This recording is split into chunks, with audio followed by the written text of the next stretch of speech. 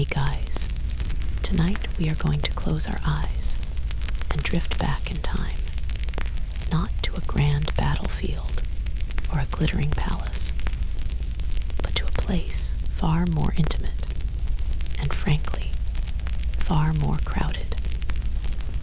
We're traveling to the nascent Soviet Union to feel the rough, cold floorboards beneath your feet as you wake up in the grand social experiment of a communal apartment. You'll smell the simmering cabbage soup that never seems to stop, hear the muffled arguments through thin walls, and learn to navigate a world where the concept of personal space has been officially canceled. As a little reality check, with the complete lack of privacy and the constant, grinding social friction, you probably wouldn't last a week. So before you get comfortable, take a moment to like the video and subscribe, but only if you genuinely enjoy what I do here. It helps the channel find other curious, sleepy minds like yours. And as always, I'd love to see where and when you're listening from, so drop your city and local time in the comments. It's always fascinating to see our little community spread across the night. Now dim the lights, maybe turn on a fan for that soft background hum, and let's ease into tonight's journey together. There is no alarm clock. Your waking is not a sudden mechanical event. It's a gradual surrender to the sounds that seep through the thin fabric partition that marks your territory. First, the rhythmic, wet cough from the corner where Comrade Morozov, a veteran of the Civil War with a lungful of memories, begins his day. Then the soft, shuffling footsteps of Anna Petrovna, the elderly woman who once owned this entire sprawling apartment before the revolution, before she was compressed into a single room like everyone else. Her ghostly sweeping of the hallway floor is a ritual, a faint protest of order against the encroaching chaos. You pull the thin, scratchy blanket up to your chin, a futile gesture against the damp chill that clings to the air in Leningrad. It's a city built on a swamp, and in the autumn, you feel it in your bones. The air in your small alcove is thick with the ghosts of yesterday's smells: stale tobacco, boiled potatoes, and the ever-present, faintly sour scent of damp wool. Through the tall, grimy window, the sky is a uniform shade of pewter gray, promising another day of the same. Your space, if you can call it that, is just large enough for a narrow cot, a small wooden crate for your clothes, and a single nail in the wall for your coat. Your partition is an old floral sheet, a pathetic monument to a bygone notion of privacy. You can hear the rustle of paper as the student next door, young Pavel, turns a page in his book. He's always studying, his youthful fervor a stark contrast to the weary cynicism that seems to coat the wallpaper. You know you can't linger. To linger is to lose your place in the queue. The day in the communalka, the communal apartment, is a race against everyone else's bladders and stomachs. You swing your legs over the side of the cot, your bare feet meeting the cold, splintery wood of the floor. You pull on your trousers and a rough spun shirt in the semi-darkness, the movements economical, practiced. To make a loud noise would be a declaration of war. The first battlefield is the corridor. It's long and dark, with a single fly-specked bulb dangling from a frayed cord, casting long, dancing shadows. Doors line either side, each representing a family, a life, a universe of quiet desperation and simmering resentment crammed into a single room. The air here is a thick soup of everyone's morning breath and body odor. You join the silent, shuffling line for the washroom. There are 3 of you ahead. Old Morozov is inside, and his morning routine is notoriously lengthy and loud. You stand, shifting your weight from foot to foot, avoiding eye contact with the others. Eye contact can lead to conversation, and conversation before you've had a sip of hot tea is a risk no one is willing to take. It's the original open-plan office from hell, except the stakes are a bit higher than someone stealing your favorite mug. When it's finally your turn, you step into the small, damp room. The toilet is a monument to shared suffering, and the tap drips with a maddeningly irregular rhythm. You splash icy water on your face, the shock of it a brutal but effective welcome to the day. There's a sliver of communal soap, worn into a strange, concave shape by the hands of a dozen strangers. You use it sparingly. Everything is used sparingly here. The second and far more complex battlefield is the kitchen. This is the heart of the apartment, the social hub, the crucible where the new Soviet society is meant to be forged. In reality, it's a minefield of passive aggression. The room is large, a relic of the apartment's bourgeois past, with high ceilings and a grand, grimy window. But now it's crowded with a dozen small tables, each family's tiny culinary outpost. A massive, ancient stove with 4 gas rings stands against one wall. 4 rings for 12 families. The logistics of this would challenge a military strategist. And so there is the schedule. Tacked to the wall is a large, grease-stained sheet of paper, a labyrinth of names and time slots. The stove rota. Your slot is from 7:15 to 7:30 a.m.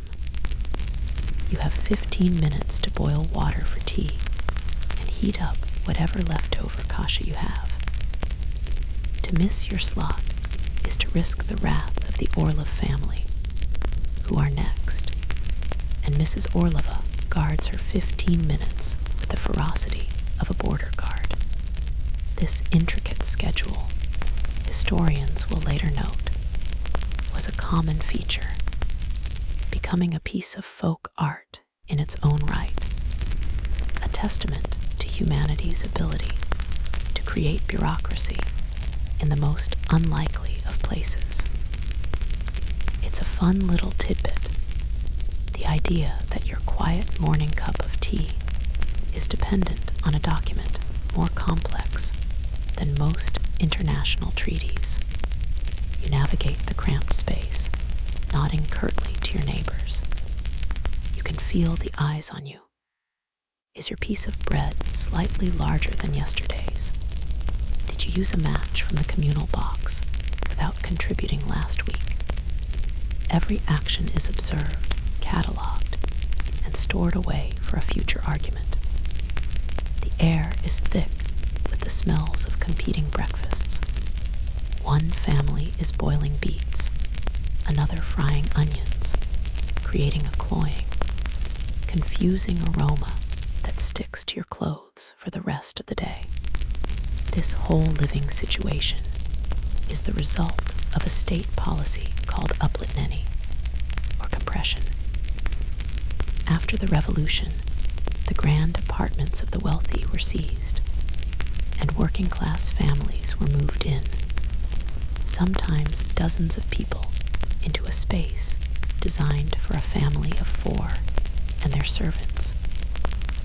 It was a practical solution to a massive urban housing crisis, a core historical fact of the era. But it was also ideological. Historians still argue whether the primary goal was housing the masses or a deliberate act of social engineering intended to break down the bourgeois family unit and forge a new collective consciousness. Living here, stirring your watery oatmeal as someone bumps your elbow for the 3rd time, you feel less like you're forging a new consciousness and more like you're in a slow-motion psychological experiment. You eat your breakfast standing up, leaning against a patch of wall that isn't already claimed. You drink your weak, sugarless tea. The hot liquid is a small comfort, a brief moment of warmth in the pervasive cold. Around you, the morning drama unfolds. A child starts crying. 2 women begin a hushed but heated argument over a missing spoonful of salt, a common enough crime to have its own unwritten legal code.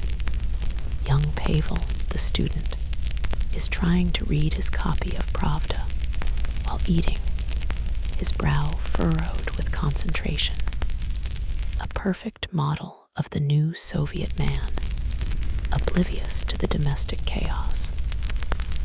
You wonder if he's faking it. You suspect everyone is. You finish quickly, wash your bowl and spoon under a trickle of cold water from the communal tap, and retreat to your alcove to prepare for work.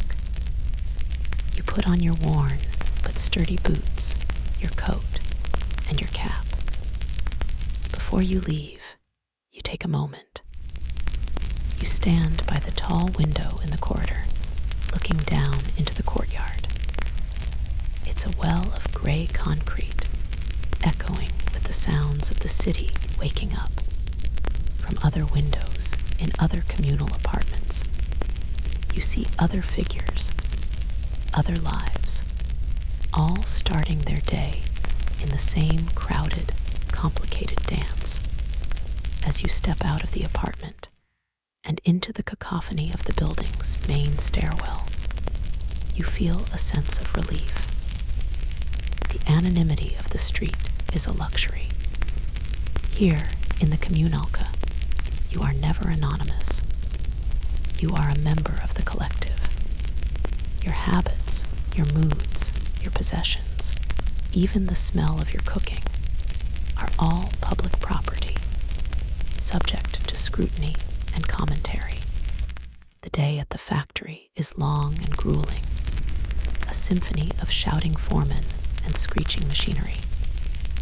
But in a strange way, it's simpler than life at home. Here, the rules are clear. You meet your quota. You do your part for the 5-year plan. You contribute to the glorious future that the posters on the walls promise is just around the corner. Your work is for the state, for the people, for progress. It's a grand, abstract idea that you can hold on to.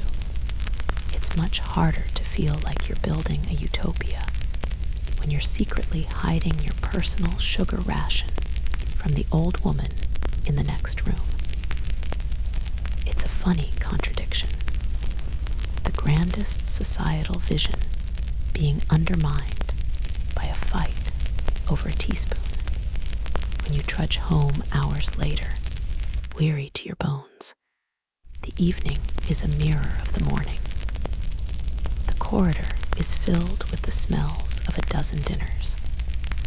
The queue for the washroom is shorter, but the air of exhaustion is palpable.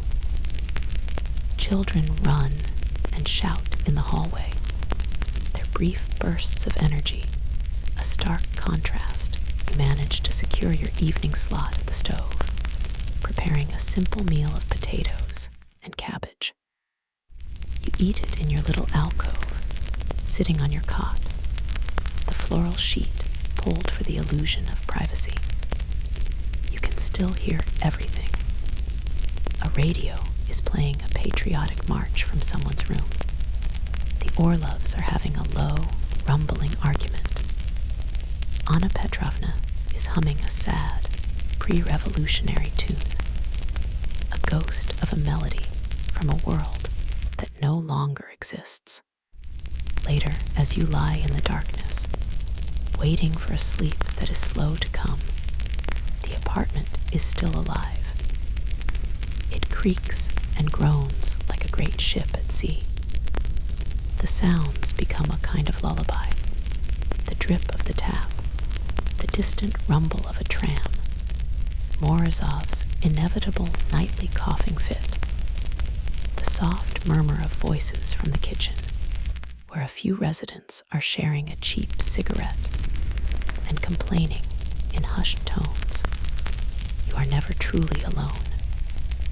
Even in the deepest quiet of the night, you are surrounded. You are one small, breathing part of a larger, restless organism. This is life in the new world being built.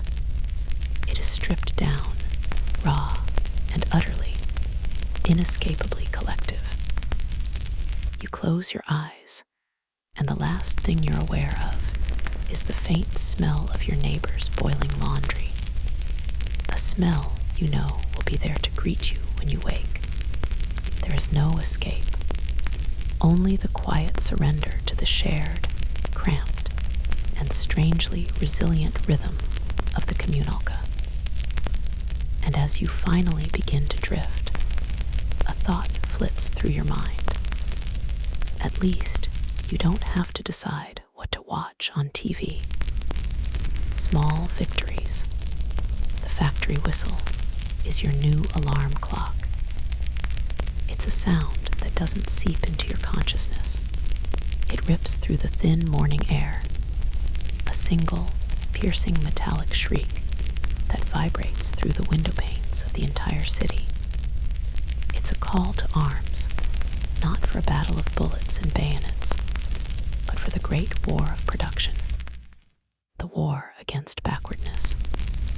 You feel the vibration in your chest even before you're fully awake, a summons from the giant, hungry beast of industry that sits on the edge of town, compared to the intimate, human chaos of Comrade Morozov's morning cough. The whistle is impersonal, absolute. It's the sound of the future, and it doesn't care if you've slept well. You repeat the morning ritual, the silent dance through the corridor and the kitchen, securing your sliver of time and space. But today, the small dramas of the communalka, the missing salt, the lingering smell of onions feel distant, trivial. Your mind is already on the factory floor. As you pull on your rough work clothes, you feel like you're putting on a uniform, leaving behind the messy, complicated person who sleeps on a cot behind a floral sheet and becoming someone else. A builder, a worker, a tiny, vital cog in a machine that is remaking the world. Or so the posters tell you. The journey to the factory is a river of humanity flowing in one direction. You merge into the stream of gray coats and grim faces, all pouring towards the tram stop. You press yourself into a tram car, already impossibly full. The crush of bodies, a strange kind of anonymous intimacy. There's no room for conversation, only the squeal of the wheels on the track and the collective sigh of 100 tired bodies swaying with the motion of the car. Through the steamed-up windows, the city slides by grand old buildings, now housing dozens of families, their elegant facades crumbling slightly. Interspersed muddy construction sites of new workers' clubs and administrative centers. Everything feels temporary, a world caught between a dead past and a not yet born future. And then you see it, the factory complex. It dominates the horizon, a jagged landscape of brick chimneys belching thick, black smoke into the pewter sky. It's a city within a city, vast and sprawling. The air here tastes different. It's sharp, metallic, tinged with coal dust and the faint scent of ozone. The factory whistle shrieks again as you pass through the gates, a final, impatient command. Inside, the scale of it all is overwhelming. The main foundry is a cavern of steel and shadow, a place of perpetual twilight lit by the demonic orange glow of the blast furnaces. The air is so full of noise, it's almost a solid thing. A physical pressure on your eardrums, the deafening clang of hammers on steel, the roar of the furnaces, the high-pitched scream of lathes, the hiss of steam. This is the temple where the new Soviet man is being forged, and you are both the congregation and the raw material. The concept is everywhere. It's on the posters plastered on the factory walls, broad-shouldered men and rosy-cheeked women, their faces glowing with determination, gazing towards a radiant future. They don't look tired. They don't look hungry. They look like they've been sculpted from granite and optimism. The new Soviet man, you are told in political meetings, is disciplined, collective-minded, and places the needs of the state above his own petty, personal desires. He is a master of technology, a rational being free from the superstitions of religion and the selfishness of capitalism. He is, in short, nothing like you feel on a cold Tuesday morning with only watery kasha in your stomach. It's the ultimate self-improvement guru fantasy, just with more steel production and fewer podcasts. Your job is repetitive, physically demanding, and dangerous. You guide sheets of hot metal into a massive press, and the machine comes down with a ground-shaking whump that you feel in your teeth. You work in a rhythm with the machine, your body an extension of its gears and levers. The foreman stalks the floor, his voice a gravelly bark over the din, pointing out inefficiencies, urging everyone to work faster, harder. The goal is not just to do your job, but to fulfill the plan. The first 5-year plan is the nation's holy text, a set of impossibly ambitious quotas for industrial output. Everything, coal, steel, tractors, electricity, must be produced in quantities the world has never seen, and at a speed that seems to defy logic. This grand vision clashes violently with the reality of your stomach. At the midday break, you receive your ration. It's a chunk of dense, black bread, a bowl of thin soup with a few lonely pieces of potato floating in it, and a mug of weak tea. You eat it in the noisy canteen, your body aching. The posters promise a future of abundance, of tractors dotting endless fields of wheat. But for now, the drive to build the machines that will harvest that wheat means there is less wheat for you to eat. The irony is as heavy as the bread in your hand. Historians still argue whether the monumental human cost of rapid industrialization was a tragic necessity for survival against external threats, or a brutal self-inflicted wound born of ideological fanaticism. Standing in the food queue, all you know is that you are hungry, and the future feels very far away. The pressure to produce is relentless, and it has created its own culture, its own heroes and villains. One day, a commotion spreads through the factory floor. Work slows as people turn to watch a crowd gathering around one of the coal furnaces. A man named Alexei is being hoisted onto the shoulders of his comrades. His face is black with soot, but he is grinning, a hero. He has just smashed the daily quota for smelting, producing nearly twice the expected amount. He is a Stakhanovite, a hero of labor, named after a coal miner who started the trend. Tomorrow, his picture will be in the factory newspaper. He will get extra food rations, perhaps a new pair of boots, or even the chance to move to a better room. He is the living embodiment of the new Soviet man, a productivity influencer for the proletariat. You feel a complex mix of emotions, a genuine flicker of admiration, a surge of competitive spirit, and a heavy dose of cynical resentment. Is it even possible to work that hard without cutting corners? The Stakhanovite movement, this mainstream historical fact of the era, was designed to inspire, to use socialist competition to drive production. But it also created immense tension, pitting workers against each other and setting standards that were impossible for most to meet.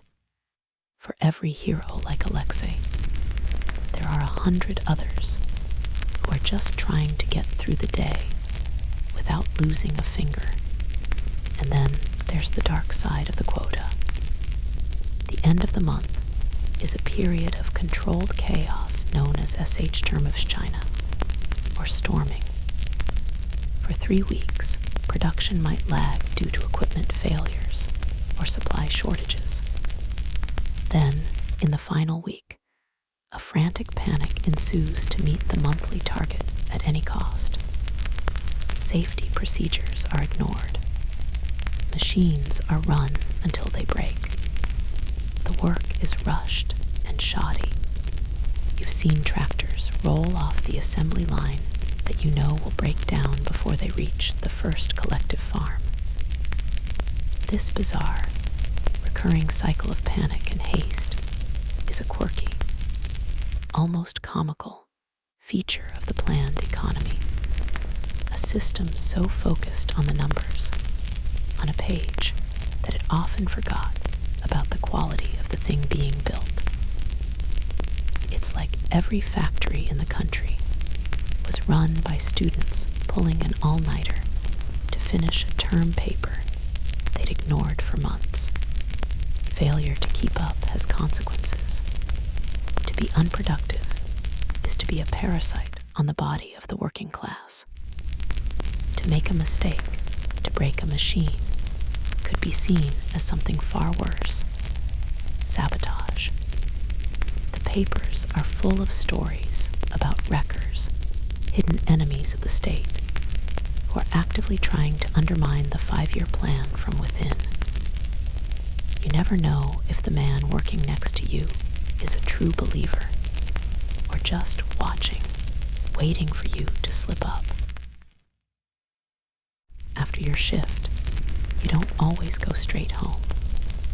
Your time is not entirely your own.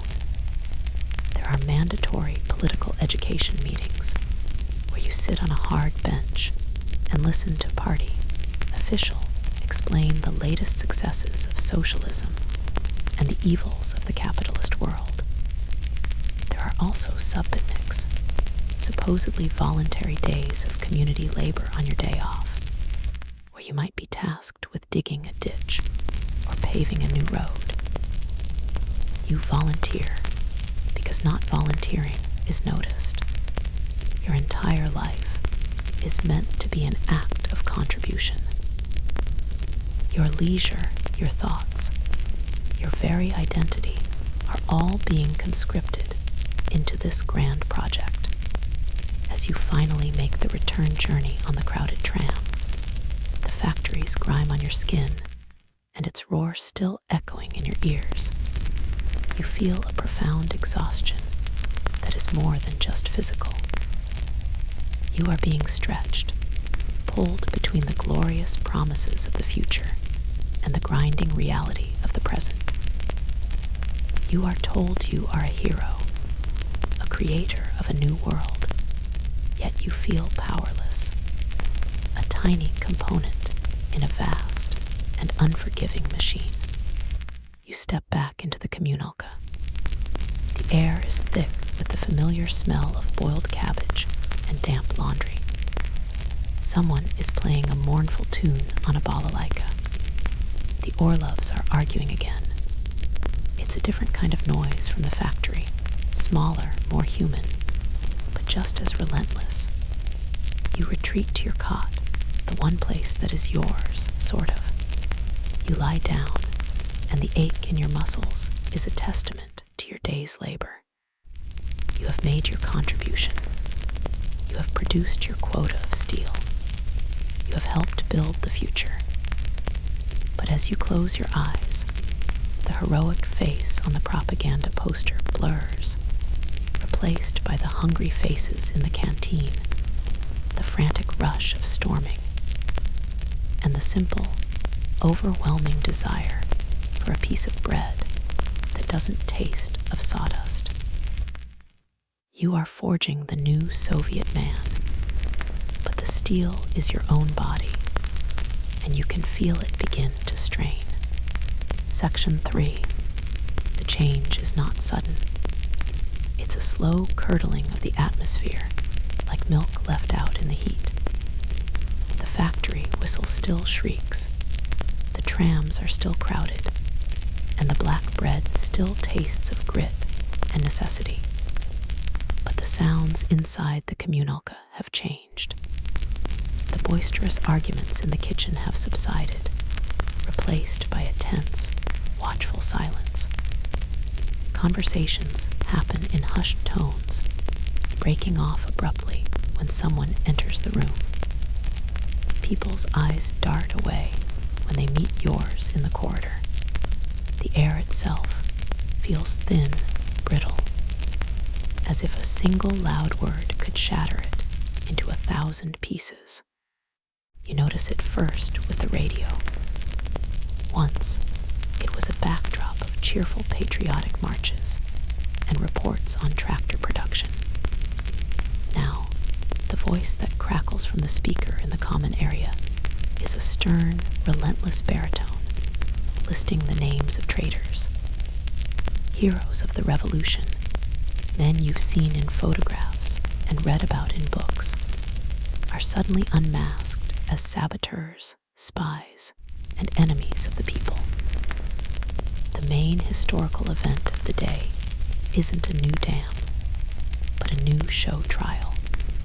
You and your neighbors gather, drawn by a morbid curiosity, listening as a famous old Bolshevik, his voice hollow and strange, confesses to the most outlandish crimes, plotting to poison the city's water supply, conspiring with foreign powers, planning to restore capitalism. It makes no sense.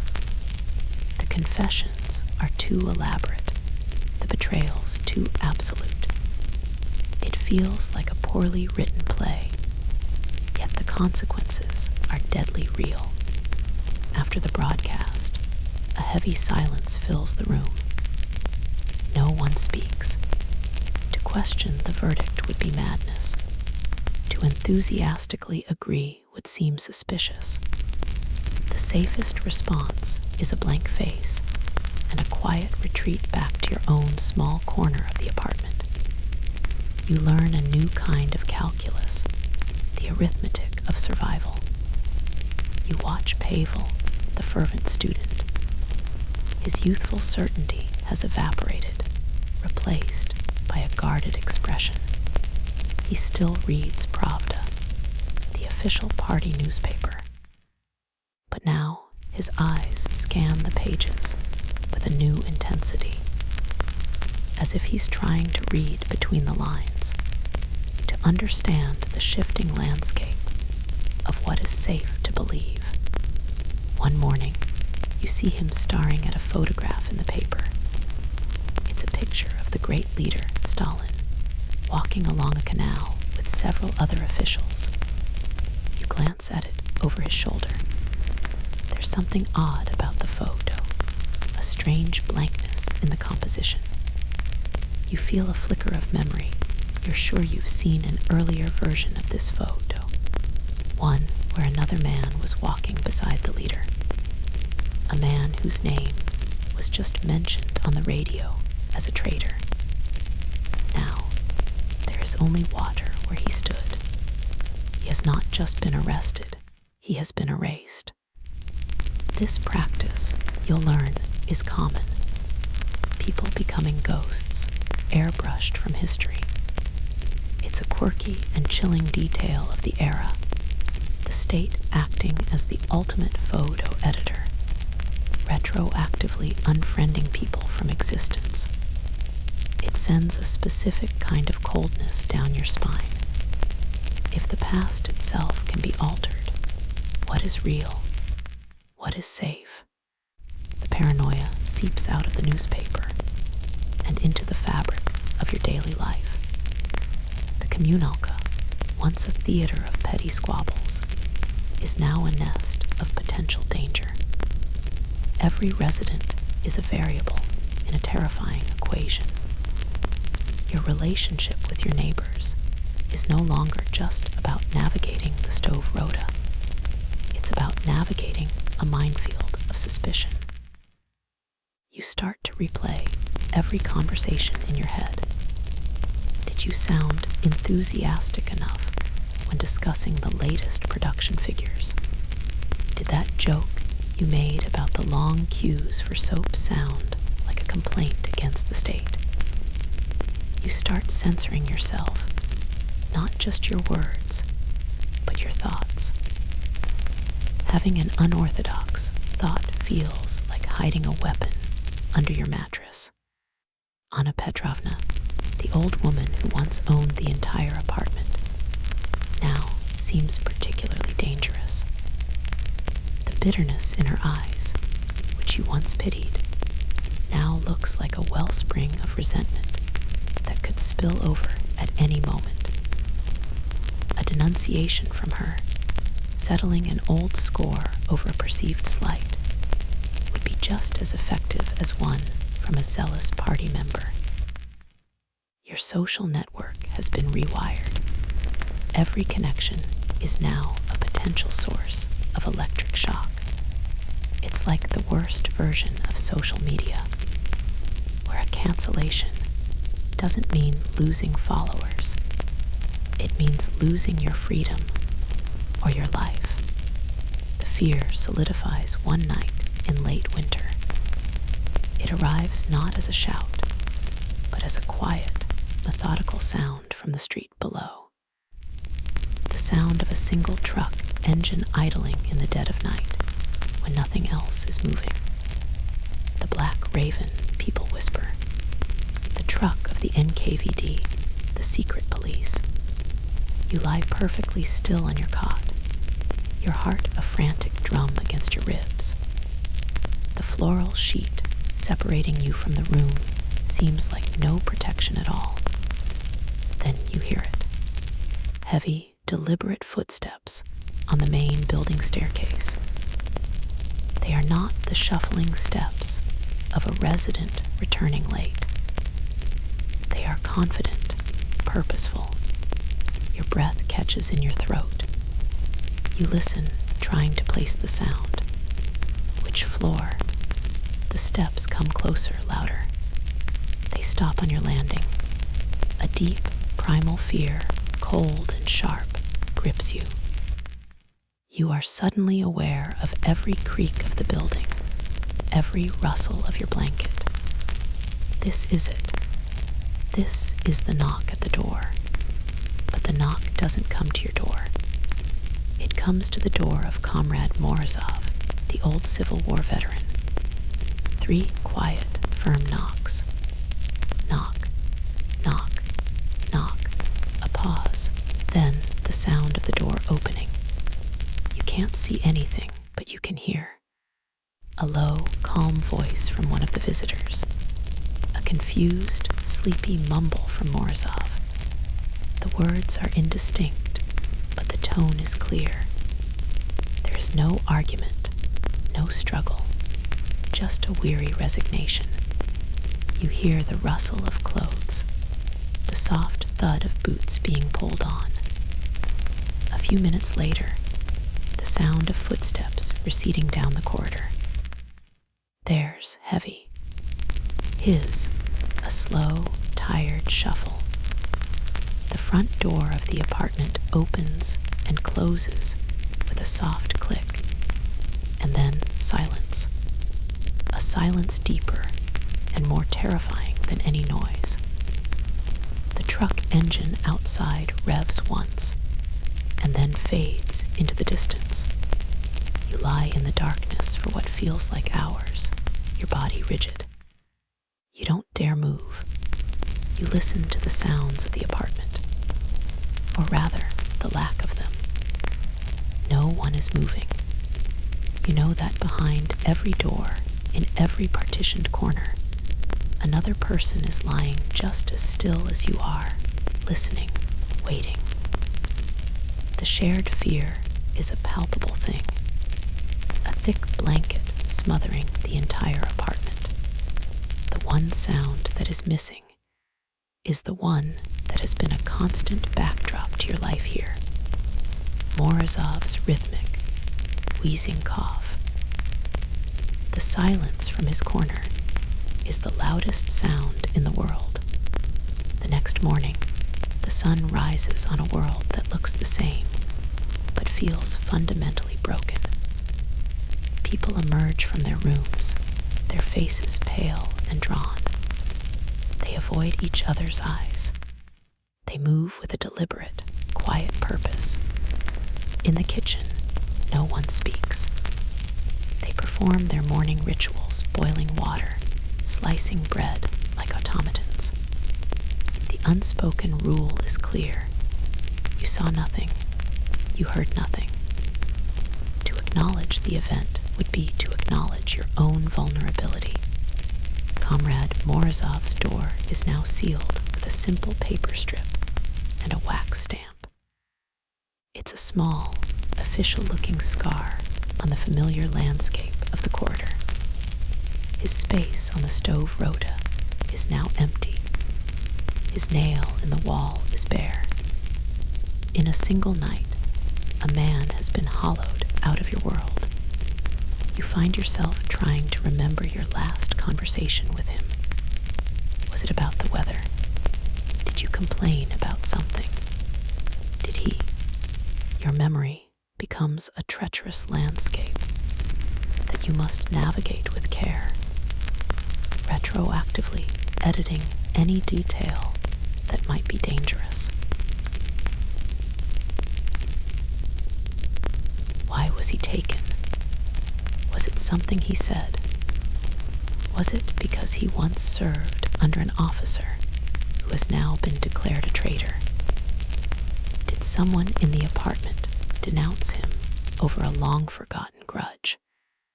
You will never know. There is no logic, no pattern you can learn from to keep yourself safe.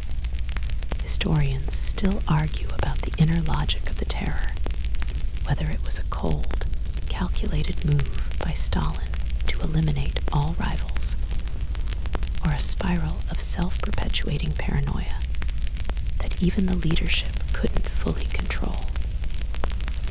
But for you, lying on your cot, it feels like a plague, random and inexplicable, that can strike anyone at any time, for any reason or for no reason at all. That night, as you try to find sleep, the familiar sounds of the communalka are transformed. The creak of a floorboard is not just the building settling, it's the sound of footsteps. A muffled voice from the next room is not a private conversation, it's a whispered accusation. The silence itself is the most terrifying sound of all, because it is the sound of listening, of waiting. You are exhausted, but you fight sleep. You feel a desperate need to stay vigilant, to stand guard over your own existence. But you know it's futile. The real danger is not a physical threat you can fight. It's a whisper. It's a signature on a piece of paper. It's a memory of a photograph with a space where a man used to be. It's the silence from a corner where a man used to cough. And it's the quiet, persistent knock that you know could one day come for you. It happens on a Sunday in June. The air in the communalka has been slowly, cautiously returning to something resembling normal. The terror of the midnight knock has receded into a dull, persistent ache of anxiety. But the day-to-day arguments over the stove and the endlessly dripping tap in the washroom have begun to return, a sign of life, like weeds growing through cracked pavement. You're in the kitchen, watching the sunlight stream through the grimy window, a rare treat when the radio broadcast is interrupted. It's not the usual stern voice announcing production figures. It's the voice of Foreign Minister Molotov, and it sounds strained, heavy. He speaks of an unprecedented act of treachery, of bombs falling on sleeping cities, of a massive invasion from the West. Germany, the very country you had signed a non-aggression pact with. A profound, echoing silence falls over the kitchen. The simmering pots are forgotten. A woman drops a spoon, and the clatter sounds like a gunshot in the stillness. You look around at the faces of your neighbors, the same faces you've navigated with suspicion and resentment for years. Now, you see only one thing reflected in their eyes, a shared, bottomless shock. The enemy is no longer a shadowy figure, a wrecker who might be living in your own apartment. The enemy is real, tangible, and is marching towards you with tanks and planes. The vague, internal dread of the purge is instantly burned away by the bright, hot fear of total war. The city transforms overnight.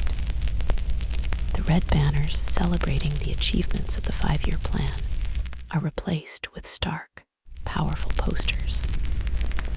A woman with a severe, beautiful face points directly at you, her mouth open in a call to arms. The motherland calls, the text screams. The streets fill with men, young and old, marching in hastily assembled columns towards the recruitment stations. You watch from your window as a group from your own apartment building gathers in the courtyard. Young Pavel, the student, is among them, his face a mixture of youthful bravado and raw fear. There are hurried, tearful goodbyes. Wives press small packages of food into their husbands' hands. Then they are gone, marching towards the train station and the front, leaving behind a city of women, children, and old men. Your life is also conscripted.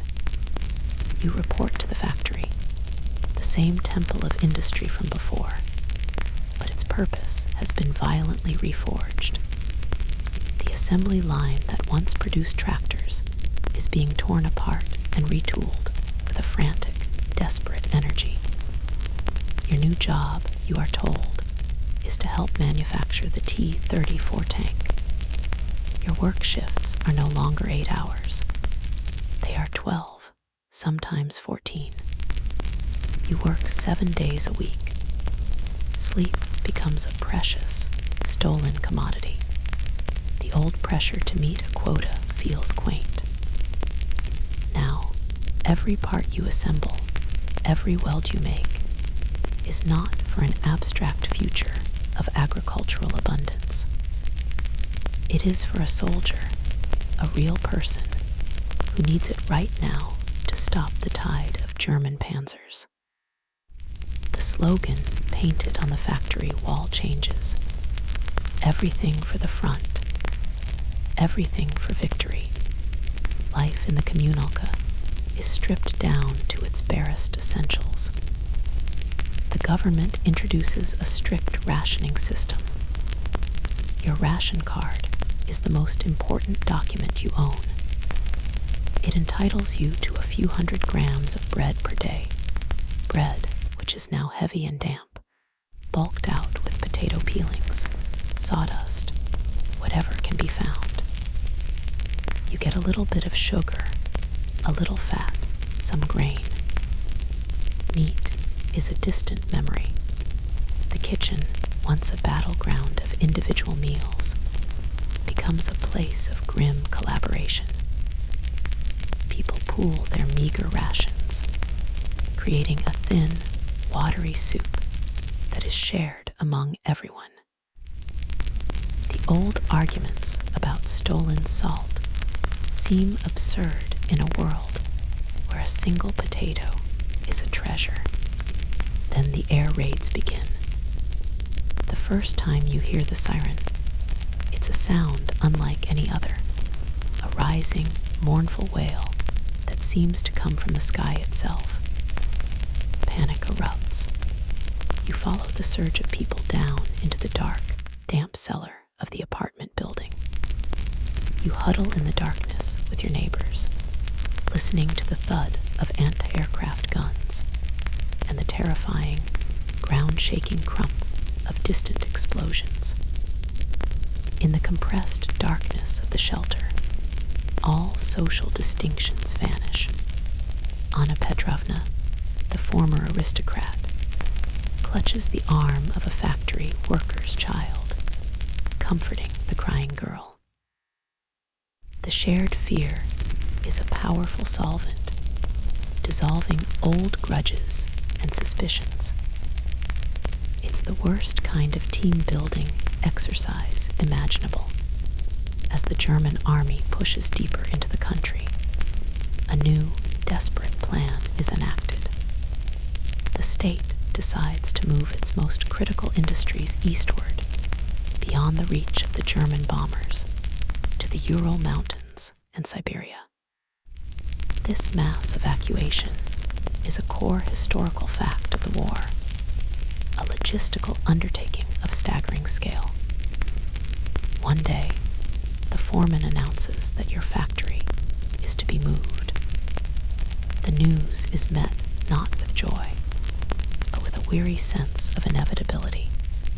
You are to leave your home, your city, everything you have ever known.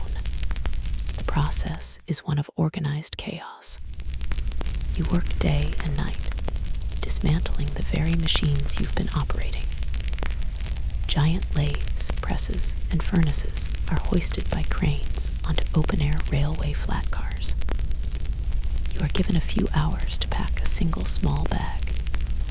You take your warmest clothes, your ration card, a photograph. You look around your small corner of the communalka for the last time at the cot and the wooden crate. It's not much, but it was yours. Now, even this is being left behind. The journey east is a slow-moving odyssey of misery. You are packed into a wooden cattle car with 40 other people from your factory. There is no sanitation, no comfort. The train crawls across the vast, endless landscape, stopping for hours on sidings to let military transports rush past towards the front. Through the cracks in the wooden slats, you watch your country roll by. Sometimes the train stops in a field, and you are allowed out to stretch your legs and receive a ladle of hot water and a piece of bread. At night, you sleep huddled together for warmth, the rhythmic clatter of the wheels a constant companion. During this journey, you have too much time to think. You remember the news of the pact with Germany, the parades celebrating friendship. How could it have all gone so wrong? Historians still argue about the extent to which the leadership was caught by surprise, whether the non-aggression pact had been a brilliant tactic to buy time or a catastrophic miscalculation. Huddled in the rattling train car, it just feels like a betrayal, a colossal failure that you are now paying for. You finally arrive at your destination, a raw, windswept town in the shadow of the Urals. There's no factory here. There's only a field of frozen mud and a few hastily constructed wooden barracks. Your new home is a bunk in a long, unheated room you share with 30 other workers. The cold is a physical presence, a constant enemy. But there is no time to despair. The flat cars carrying your machines arrive, and the work begins immediately. You help reassemble the factory under the open sky in the driving snow. The foundations are laid, while the machines are already being put into place. The walls and roof go up around you as you work. The pressure is immense, but so is the sense of purpose. Here, in the frozen wilderness, thousands of miles from the fighting, you are the front line. The army needs tanks, and you are the ones who will build them. Amidst the larger work, you're also assigned to smaller, simpler tasks. Your section spends a few days welding together crude, three-pronged obstacles from scrap steel beams and railroad ties.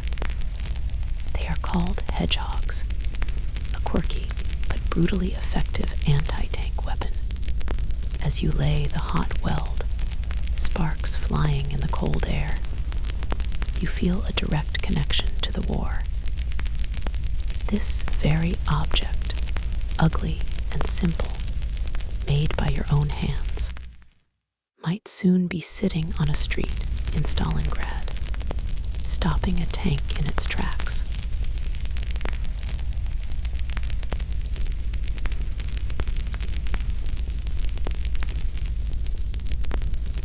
A strange, new kind of society forms in the evacuee settlement. You are all from different places, thrown together by catastrophe. The shared hardship creates a powerful bond. You look out for each other. You share news from the front, reading letters aloud in the barracks. You mourn the dead together. The rigid ideological conformity of the pre-war years is replaced by a simpler, more powerful creed. Survive, work, and win. The winter is the hardest. The temperature drops to unimaginable lows. Your fingers feel like brittle sticks as you work the cold steel. Food is scarce, and hunger is a constant, dull ache in your belly. The modern concept of a fad diet would seem like a hilarious, insane luxury to you. But you endure. You have to. One evening, you stand at the edge of the newly completed factory building, the wind whipping at your thin coat. The doors of the main assembly hall grind open, and under the harsh glare of a single spotlight, a brand new T-34 tank rolls out into the snow, its engine a deep, powerful rumble. Its silhouette is stark, brutal, and beautiful. It is the result of 1,000,000 frozen fingers, 1,000,000 empty stomachs, 1,000,000 hours of relentless labor. It is the physical embodiment of your will to survive. You don't feel joy.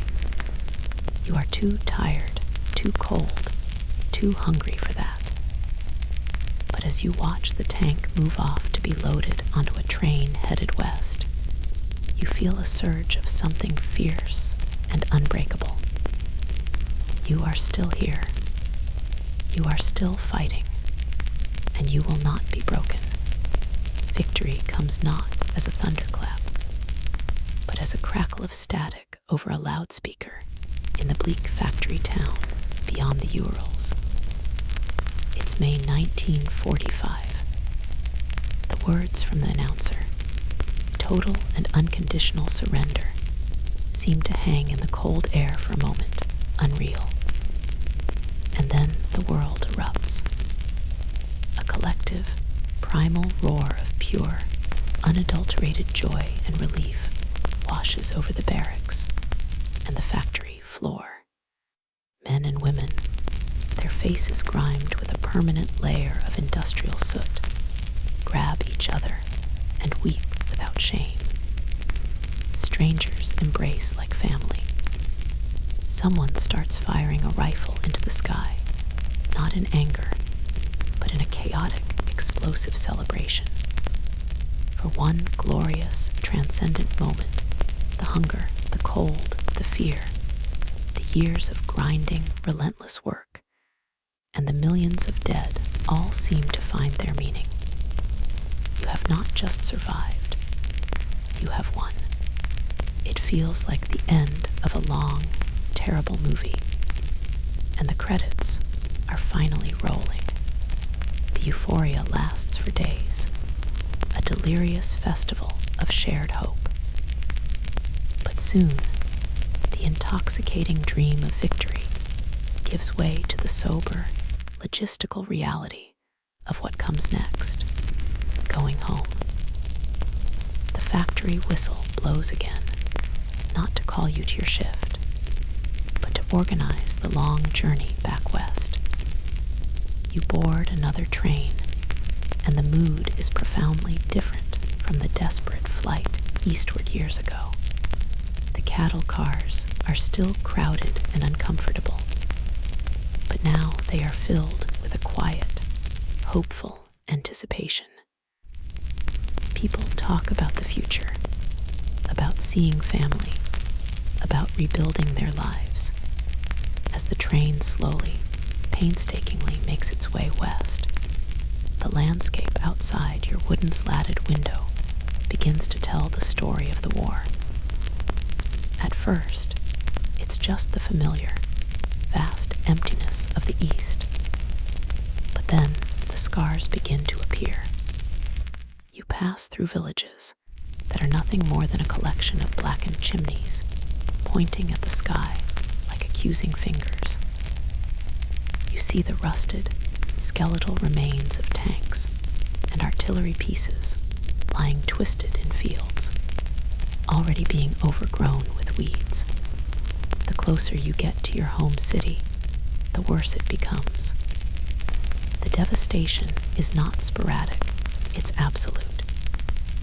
You are prepared for damage, but you are not prepared for this. Entire districts have been erased, replaced by a jagged landscape of rubble and the hollow, sightless shells of buildings. You disembark at a makeshift station, the old one being a ruin of twisted steel. The air smells of damp rubble, cold ash, and a strange, lingering sorrow. You walk through streets you once knew, but now they are canyons of destruction. You navigate by memory, by the ghost of a street plan that no longer exists. Finally, you reach your old street, your old building. It's still standing, a miracle, but it bears the war's signature. Pockmarked with shrapnel, a corner of the roof blown away. its windows boarded up. You step back into the familiar, gloomy corridor of the communalka. It's a moment of profound, disorienting homecoming. Some of the old faces are there, older, thinner, but they are here. There are tearful, desperate reunions. But with every reunion comes the story of someone who is gone. You learn that young Pavel, the student who went off to war with such patriotic fervor, was killed near Kursk. Others simply vanished during the siege from hunger, from shelling. The absences are like holes in the fabric of the community. The apartment is even more crowded now, full of people whose own homes were destroyed. The personal space you once had, which felt so meager, now seems like an unimaginable luxury.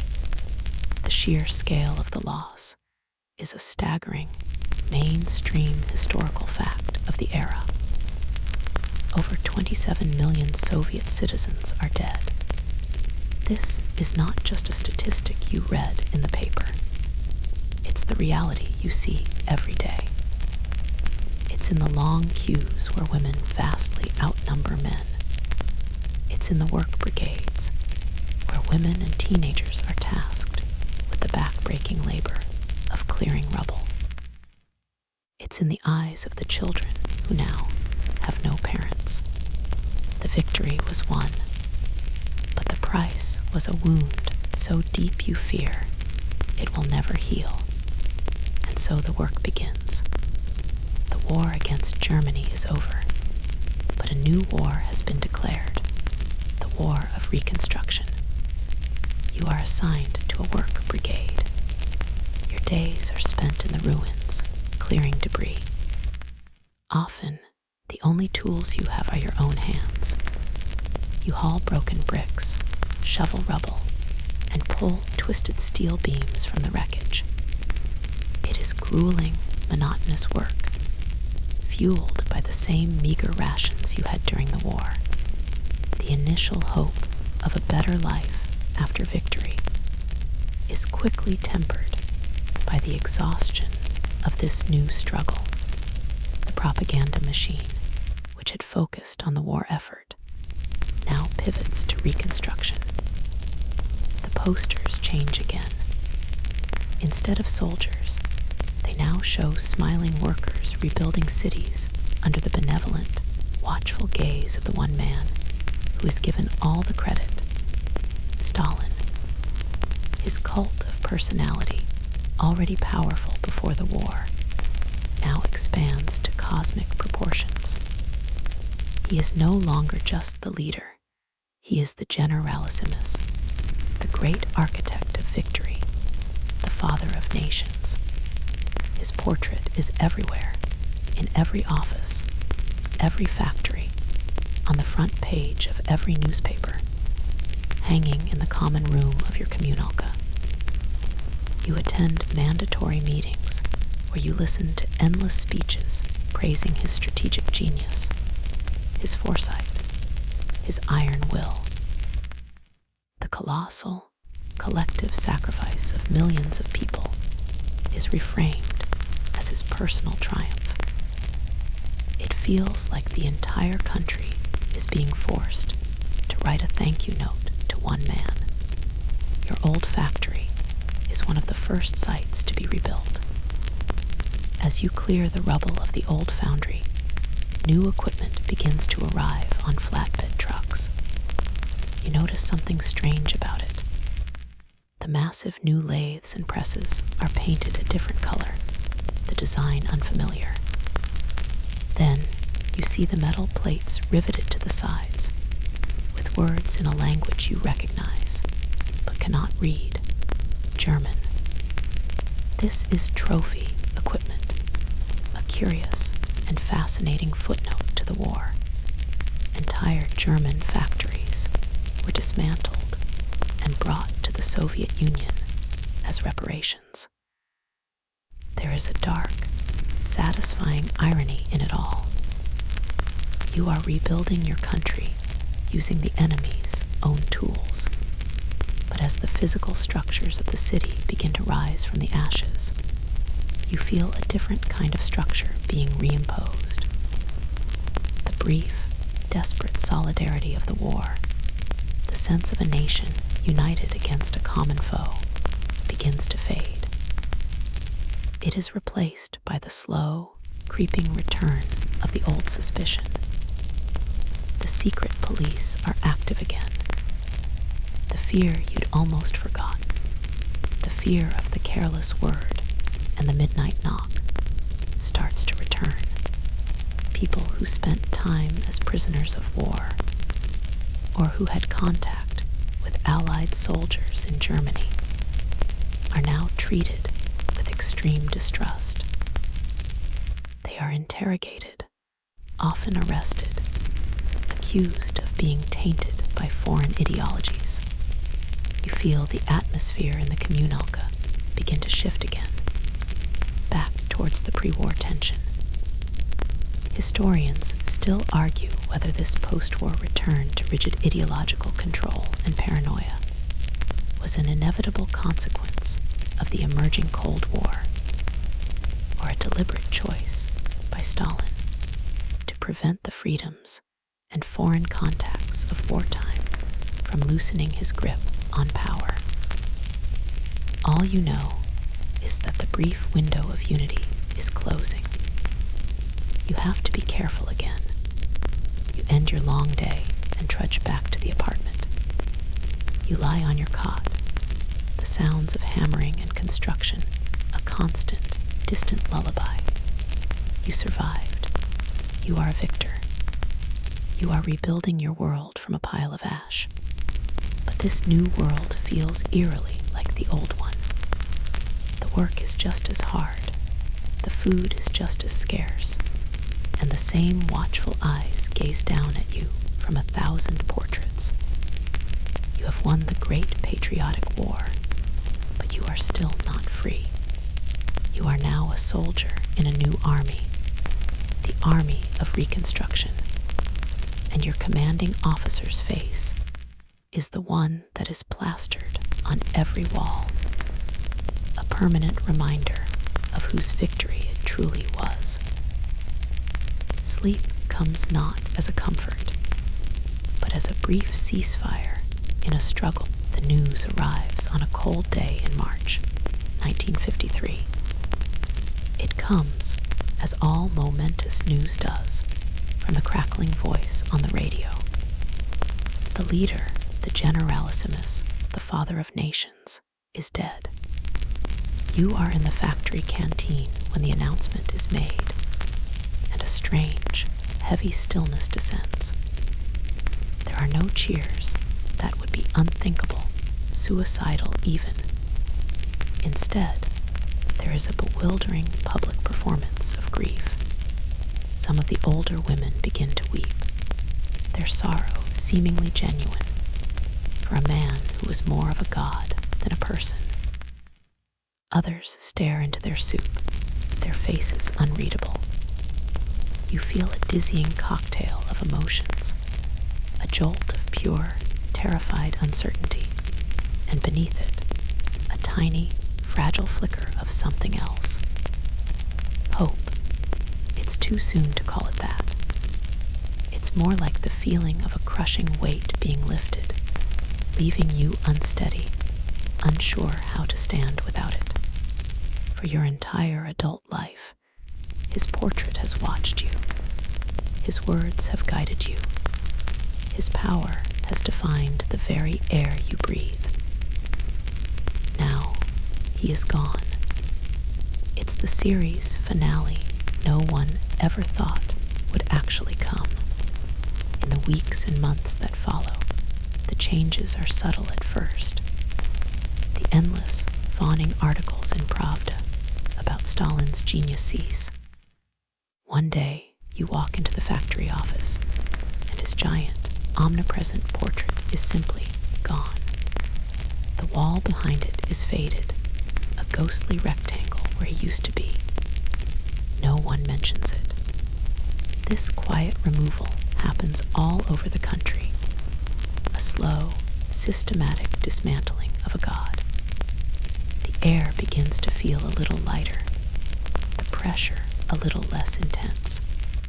Then, 3 years later, in 1956, the political earthquake hits. It doesn't come from the radio. It comes in whispers, in rumors that spread through the factory and the communalka like wildfire. The new leader, Nikita Khrushchev, has given a speech, a secret speech to a closed session of the party congress. You hear the details from a trusted coworker whose cousin is a low-level party official. The stories are shocking, world-altering. Khrushchev has denounced Stalin. He has spoken of a cult of personality. He has detailed the crimes of the Great Purge, calling the show trials fabrications, and the mass arrests a brutal paranoia. He has promised to release political prisoners, to rehabilitate the innocent. It is a confession of the state's sins, a tearing down of the entire mythology you've been forced to live by. The silence that Morozov left behind in your corridor years ago suddenly has an official explanation. It was murder. It was a crime. This new era, they are calling it the Thaw. And it doesn't just stay in the realm of politics. The new leadership makes a promise, a tangible, concrete promise aimed directly at you. They promise to solve the catastrophic housing crisis. They promise an end to the communalka. They promise every family its own private apartment. At first, it sounds like another piece of propaganda, another radiant future that will never arrive. But then, on the vast, muddy outskirts of the city, construction begins. Not of grand, monumental buildings, but of something entirely new. Thousands upon thousands of simple, 5-story buildings, made from prefabricated concrete panels, rise from the ground with astonishing speed. They are all identical, gray or pale yellow, undecorated, and relentlessly functional. People give them a nickname, Khrushchevkas. You put your name on a waiting list at the factory union. You wait for years. You watch as others from your apartment building, families with more children or better connections, get their papers and move out. You try not to let your hopes get too high. And then, one day, it's your turn. You are summoned to the office and handed an order, an official slip of paper with your name on it and an address.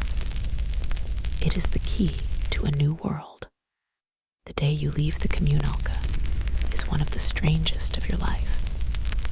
You pack your few belongings into a small suitcase. You are leaving the place where you have lived through everything. You look at the floral sheet that once served as your wall.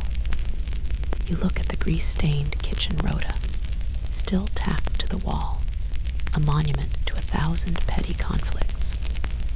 You say your goodbyes to the remaining neighbors. Anna Petrovna, the old woman who once owned it all, is still here, a permanent, bitter ghost. You share a brief, awkward farewell. You have lived in closer proximity to these people than any family, sharing their illnesses, their smells, their arguments, their grief. You are not sad to leave, but you feel the weight of the years you spent in this crucible. It was a shared prison, but it was also, in a strange way, a home. You take a bus to the new district on the edge of the city. The sheer scale of it is breathtaking. Rows and rows of identical Khrushchevkas stretch to the horizon, a forest of concrete. It's like someone ordered a city from a kit, the ultimate flat pack project. You find your building, your entrance, your floor. You stand before your new front door. You put the key in the lock. It turns. You push the door open and step inside. The smell is the first thing you notice. Fresh paint, plaster dust, and damp concrete. The apartment is tiny. The ceiling is so low you feel you could almost touch it. The rooms are small, like boxes, but it is all yours. You walk through the two small rooms, the tiny hallway, your footsteps echoing in the emptiness. And then you see them, the miracles, a kitchen, a small, private kitchen with its own stove and its own sink. No rota, no neighbors watching your every move. And next to it, a bathroom, a tiny room with a toilet and a bathtub, all in one. A room with a door that locks.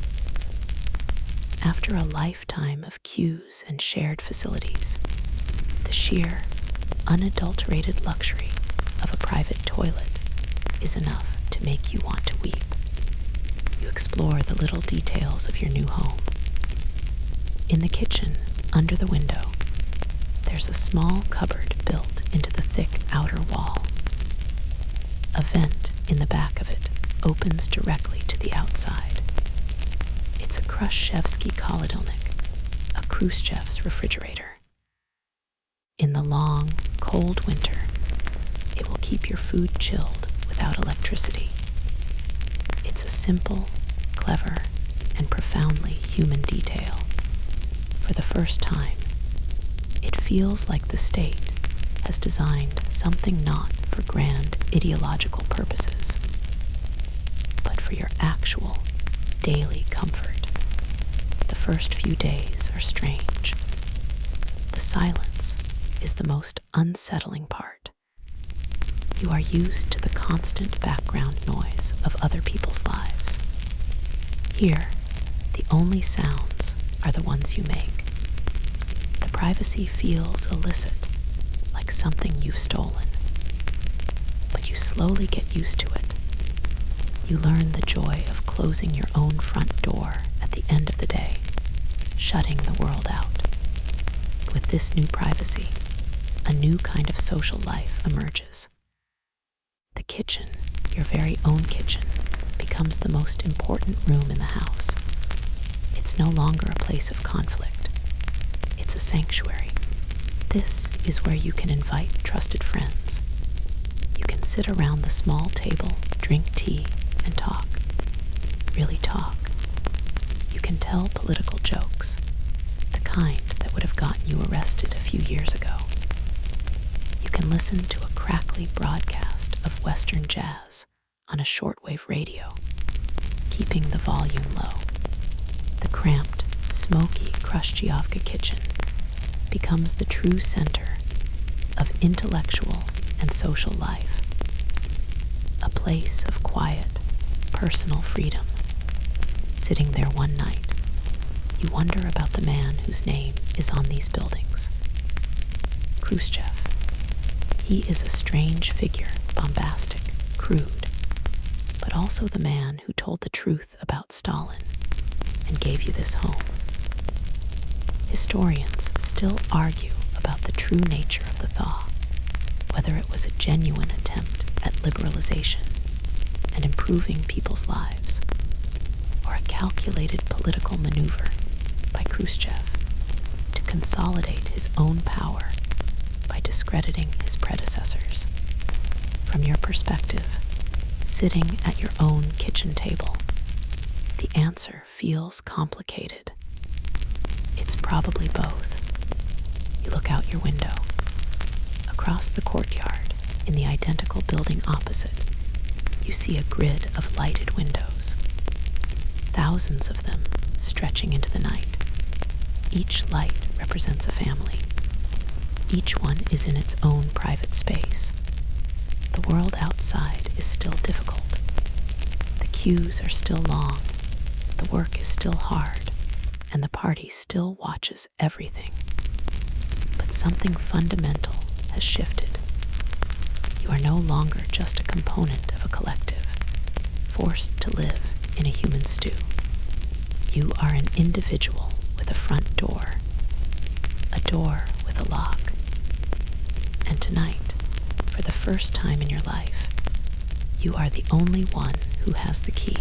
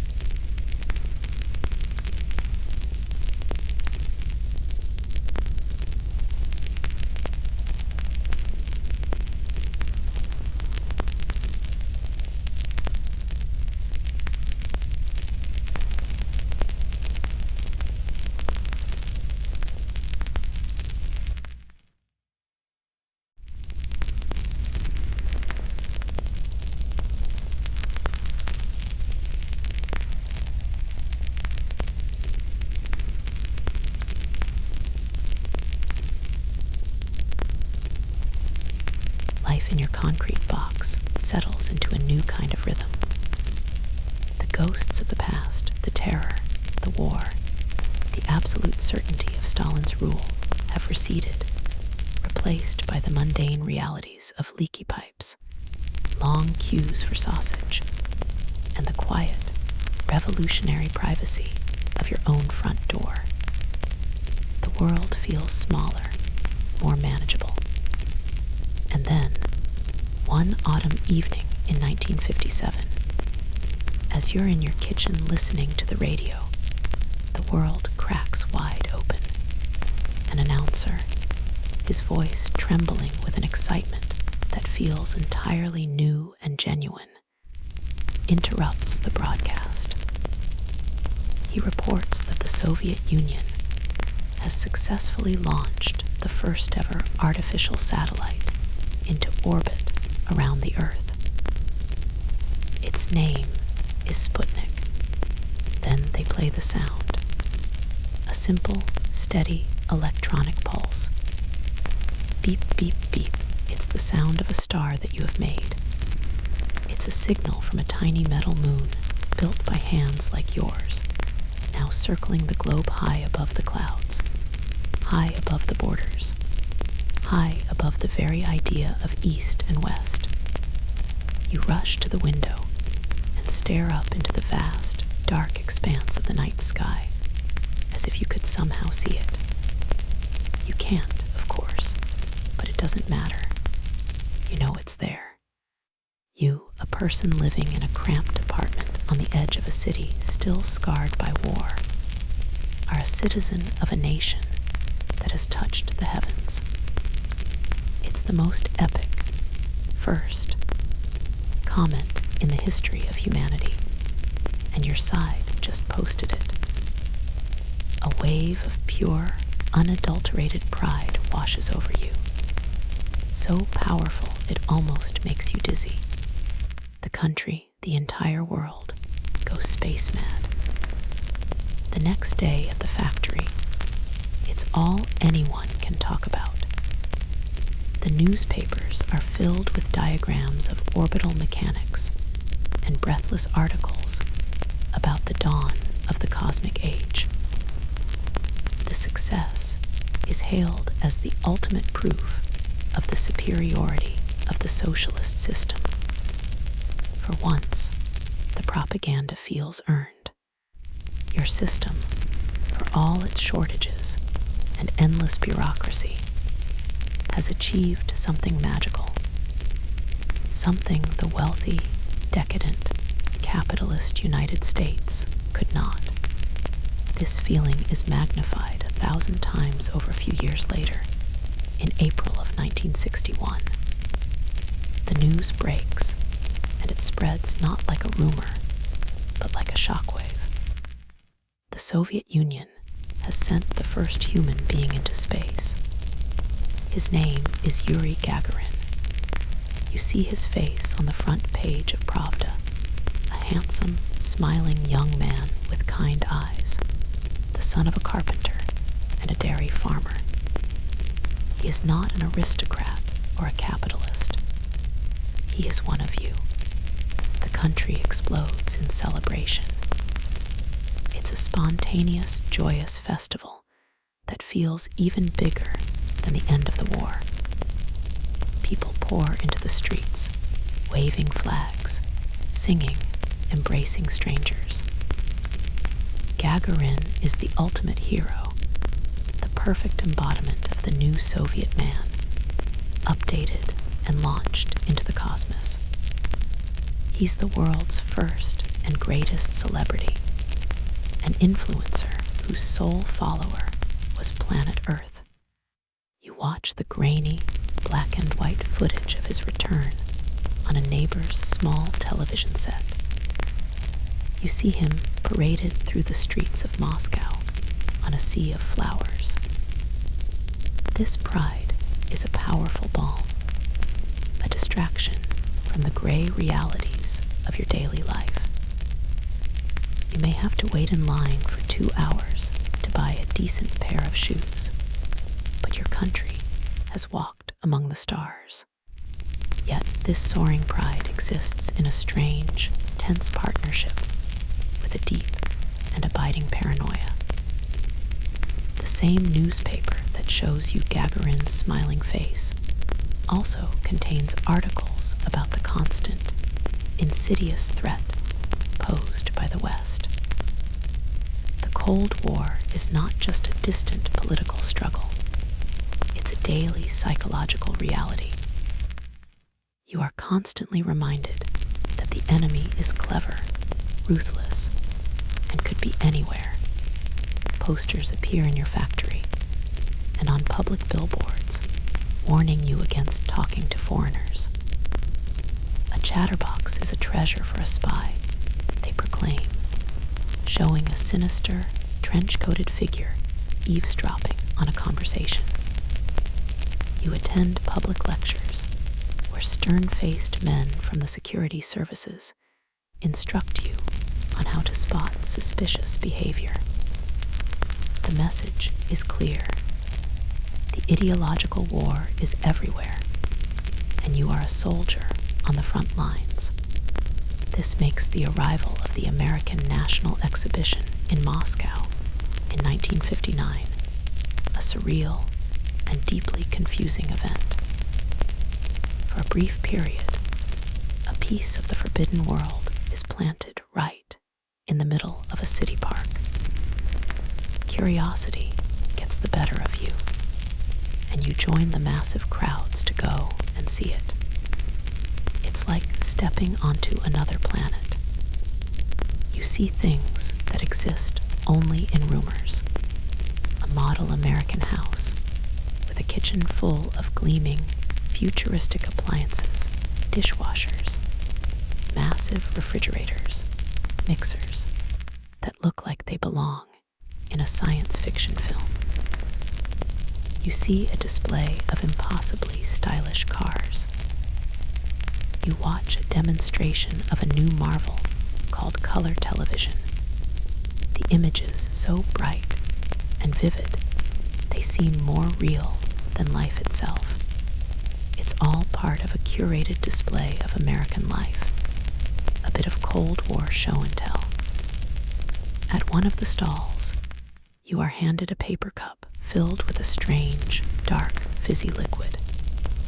It's Pepsi Cola. You take a tentative sip. It's shockingly sweet, cold, and bubbly. It tastes of another world. The entire experience is a dizzying assault on your senses and your worldview. It's dazzling, impressive, and deeply unsettling. This vibrant, technologically advanced world doesn't look like the miserable, decaying society the propaganda has described. You leave the exhibition feeling a strange mixture of envy, fascination, and a vague sense of guilt, as if you've just peeked at a forbidden diary. It's like a pop-up shop opened by aliens, and you can't decide if you want to buy what they're selling or report them to the authorities. Your Khrushchevka kitchen becomes the place where you try to make sense of these contradictions. Around the small table, with a few trusted friends, the two sides of your world collide. You speak with genuine awe about the space program. You marvel at the bravery of the cosmonauts. You try to describe the impossible wonders of the American exhibition, lowering your voices as you talk about the cars and the kitchen appliances. And you also whisper about the terrifying headlines, the crisis over missiles in Cuba, the wall being built in Berlin. The possibility of nuclear war is no longer an abstract threat. It's a real and present danger that hums just beneath the surface of everyday life. During one of these late-night kitchen talks, as you're debating the immense cost and effort of the space program, a friend poses a question. Is all of this really for science? Is it for the glory of discovery? Or is it something else? Historians still argue whether the primary driver of the Soviet space program was a genuine quest for scientific knowledge and exploration, or if it was almost entirely a military-driven project, a high-stakes propaganda battle in the Cold War. You look at the newspaper photo of Gagarin, the pure hero, and then you think of the grim-faced warnings about spies and nuclear weapons, and you suspect the truth is, as always, somewhere in the middle. You finish your tea and step over to the window, looking out at the sleeping city. You stare up at the stars, a familiar and yet newly meaningful sight. You try to imagine the invisible path of a satellite, a tiny spark of your own nation's genius arcing across the sky. The pride you feel is real and profound. It gives meaning to the struggle. But as you turn away from the window, you instinctively reach out and make sure your curtains are drawn tightly, leaving no gaps. You live with your head in the cosmos, but your feet are planted firmly in a world of secrets, suspicion, and invisible front lines. This strange dance of cosmic pride and earthly paranoia is the rhythm of your life now. A constant, quiet hum beneath the beep, beep, beep of a new age.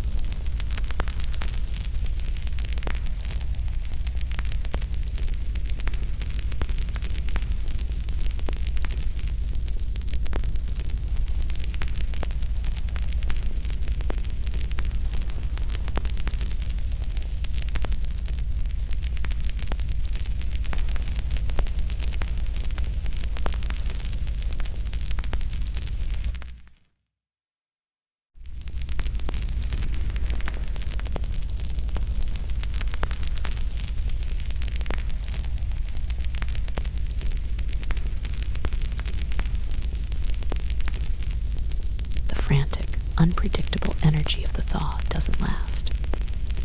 The leader who gave you your apartment and denounced a dead tyrant, Khrushchev, is himself deposed. It happens quietly, without purges or show trials. One day he is there, and the next he is an unperson, a retiree, a non-topic. A new man appears on your small black and white television screen. His name is Leonid Brezhnev. He has thick eyebrows and a slow, deliberate manner. He doesn't make grand promises or wild pronouncements. He projects an aura of calm, of stability. And with his arrival, you feel the whole country take a long, slow, collective breath and settle into a new era. The years of dizzying change, of violent lurches between terror and hope, are over. The story of the nation is no longer an epic drama. It's a long-running television series that has decided to stick with a comfortable, predictable formula. Too many seasons, perhaps, but at least you know what to expect. A new, unwritten social contract is drawn up between the state and its citizens. The breathless promises of achieving full communism by 1980 are quietly shelved. Instead, the state offers you a different kind of deal, a more modest one. You are guaranteed a job, though it may be boring. You have your small apartment, which is yours for life. You have free health care and education. You have a pension waiting for you. The price for this security is your quiescence. You are expected to keep your head down, to not ask difficult questions, to perform your civic duties, and to not, under any circumstances, rock the boat. The grand, utopian project has been replaced by a quest for a quiet life, and life does become quiet, and predictable, and gray. The years begin to blur into one another, each one a copy of the last. The same news anchors read the same news reports about glorious harvests and overfulfilled quotas at steel mills. News that bears little resemblance to the reality you see in the shops. The political slogans painted on the sides of buildings fade and peel, but are never replaced with new ones. Fashion freezes. The clothes for sale in the state-run department stores are the same styles, in the same drab colors, year after year. Life is no longer a struggle against a terrifying enemy or for a glorious future. It's a slow, monotonous, and strangely comfortable march on a treadmill. This comfortable stability, however, comes with a creeping problem. The official economy is grinding to a halt.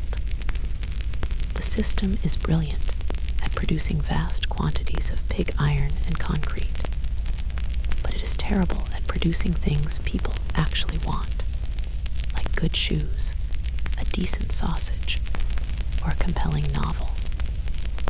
More and more items become deficit asterisk, a word that comes to define the era. It means in shortage, and it applies to almost everything desirable. Coffee, chocolate, toilet paper, winter boots, spare parts for your television, a popular record, all of it disappears from regular sale. Available only sporadically and unpredictably. You do not panic, you adapt. Because while the official economy is sclerotic, a second, invisible economy is booming. This is the economy of connections, of favors, of who you know. It has a name, Blatt asterisk. Blatt is the unofficial currency that makes the country run. It is the original social network, and your connections are your wealth. Your neighbor, Maria, works at the city's best bakery. She can get you a fresh cake for a birthday. In return, you with your job at the factory that produces ball bearings can get her husband the part he needs to fix his aging Moskvich car. Your cousin works in a bookstore and can hide a sought-after book under the counter for you. You repay him by getting your sister-in-law, a dentist, to see his son without a long wait. Your life becomes a constant, complex dance of cultivating and deploying asterisk, blat asterisk. You spend your days not just doing your job, but nurturing your network, collecting and dispensing favors like a master strategist. The system is entirely based on trust and reciprocity. Money is almost useless for obtaining these things. A 10-ruble note cannot magically produce a good cut of beef, but a relationship with the woman who works behind the meat counter can. This leads to one of the era's most distinctive and absurd rituals, the queue for the unknown. One day, on your way home from work, you see a long line of people snaking out of a shoe store. You have no idea what they are queuing for, and neither do most of the people in the line. But the existence of the queue itself is the only information you need. It means a rare shipment of something has arrived, so you get in line. It's a social rule. You ask the person in front of you, what are they giving out? The answer comes back down the line. Czechoslovakian boots. You don't desperately need new boots, but you will wait for 2 hours to buy them. Why? Because the boots are a form of capital. You can keep them, or you can use them to trade for something you do need, or you can give them to someone as a powerful favor, generating asterisk blat for the future. The phenomenon of hoarding becomes a national pastime. If you find a supply of something, anything, you buy as much as you possibly can, turning your small apartment into a warehouse of barterable goods for the things that are completely unobtainable through official channels, or even blat asterisk, a pair of American blue jeans, a Beatles album, a bottle of French perfume. There is the black market. You learn about the asterisk Fartsevshchiki asterisk, the young speculators who trade with foreign tourists, acquiring Western goods and selling them at a huge markup.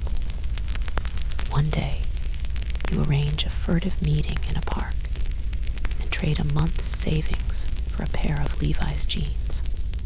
To wear them is to feel like royalty. They are a potent status symbol, a little piece of a forbidden world. Living this way, you exist in 2 parallel universes. By day, you are a builder of socialism, working your shift at the stay-toned factory. By night, you are a shrewd operator in a complex, unwritten market of favors and secret trades. Sociologists still debate whether this second economy of favors and black markets was a corrupting force that undermined the socialist project, or a necessary and creative adaptation that actually kept the dysfunctional official economy from collapsing entirely. For you, it's not a theoretical question. It is simply how you survive and make life a little more comfortable. Meanwhile, the faces in charge never change. The policy of stability of cadres means that government officials, from the ministers in the Kremlin to your local party boss, stay in their jobs for decades. historical feature of the Brezhnev-era. The leadership becomes a gerontocracy. You watch Brezhnev on television, his speech becoming more slurred, his movements more labored with each passing year. He and the old men around him in the Politburo seem to be aging in real time with the system itself, all of them growing more rigid, more stuck in their ways. It creates a powerful feeling of being trapped in time, a feeling of stagnation that is both psychological and material. You sit in your kitchen, the sanctuary you won in the last era. You've just managed to trade a set of Polish screwdrivers for a tin of instant coffee. The aroma fills the small room, a smell of minor triumph. The television in the next room is on, and you can hear the familiar, droning voice of Brezhnev delivering a long, predictable speech about Soviet-American relations. You are not starving. You are not afraid of being arrested in the night. You are, in a way, comfortable, but the soaring pride of the space race feels like a distant memory from someone else's life. The future is no longer a radiant destination. It's just tomorrow. And you know, with absolute certainty, that tomorrow will be exactly the same as today.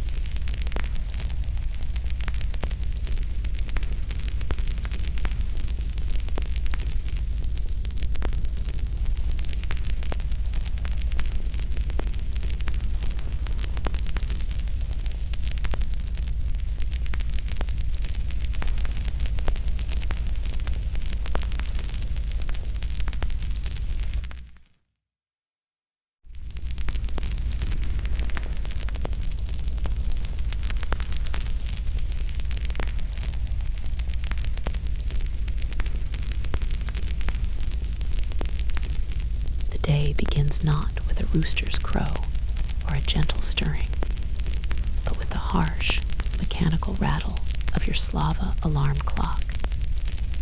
It's 6 o'clock in the morning. For a moment, suspended in the gray twilight of your bedroom, you entertain the fantasy that this morning will be different. But the fantasy dissolves as the familiar smells of your apartment, stale air, and the faint ghost of yesterday's boiled potatoes bring you back to reality. This is today. It will be the same as yesterday, and you have no reason to believe it will be any different from tomorrow. You swing your legs out of bed and begin the morning ritual. In the kitchen, you switch on the radio. A cheerful, relentlessly upbeat voice instructs the nation on its morning calisthenics. And now, comrades, we squat deeply. 1, 2, 3. You ignore her, of course, like almost everyone else in the country. But the sound is a familiar part of the morning's texture. It's like a state-sponsored fitness app with only one workout and no option to mute. You spoon a precious half-teaspoon of instant coffee into a mug of hot water and slice a piece of dense, black bread. This is your fuel for the day. As you eat, you gaze out the window at the identical apartment block opposite yours, watching the little squares of light blink on, one by one, as your neighbors begin their own identical mornings. Before you leave, you perform a familiar ritual by the door. You check for your keys, your internal passport, your wallet with its worn ruble notes. And then you grab the most essential item of all, your avoska. The name of this string bag comes from the Russian word for maybe, or what if, and it's a perfect symbol of your life. It's a net of possibilities. You carry it everywhere because you never know when you might stumble upon a rare delivery of Hungarian salami or a queue for light bulbs. To leave home without your avoska is to surrender to fate, and that is a luxury you cannot afford. The journey to work is a study in communal motion.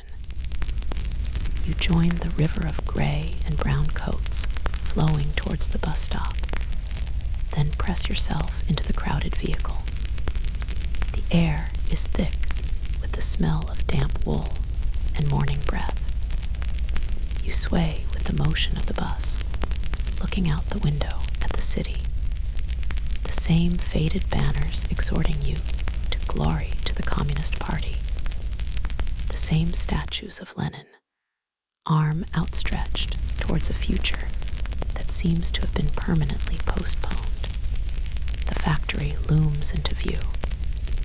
The same brick behemoth it has always been. Its chimneys breathing a steady, lazy plume of smoke into the sky. You punch your time card, the metallic thunk of the machine marking the official start of your workday. But the real start is much slower. The first hour on the factory floor is known unofficially as tea and news.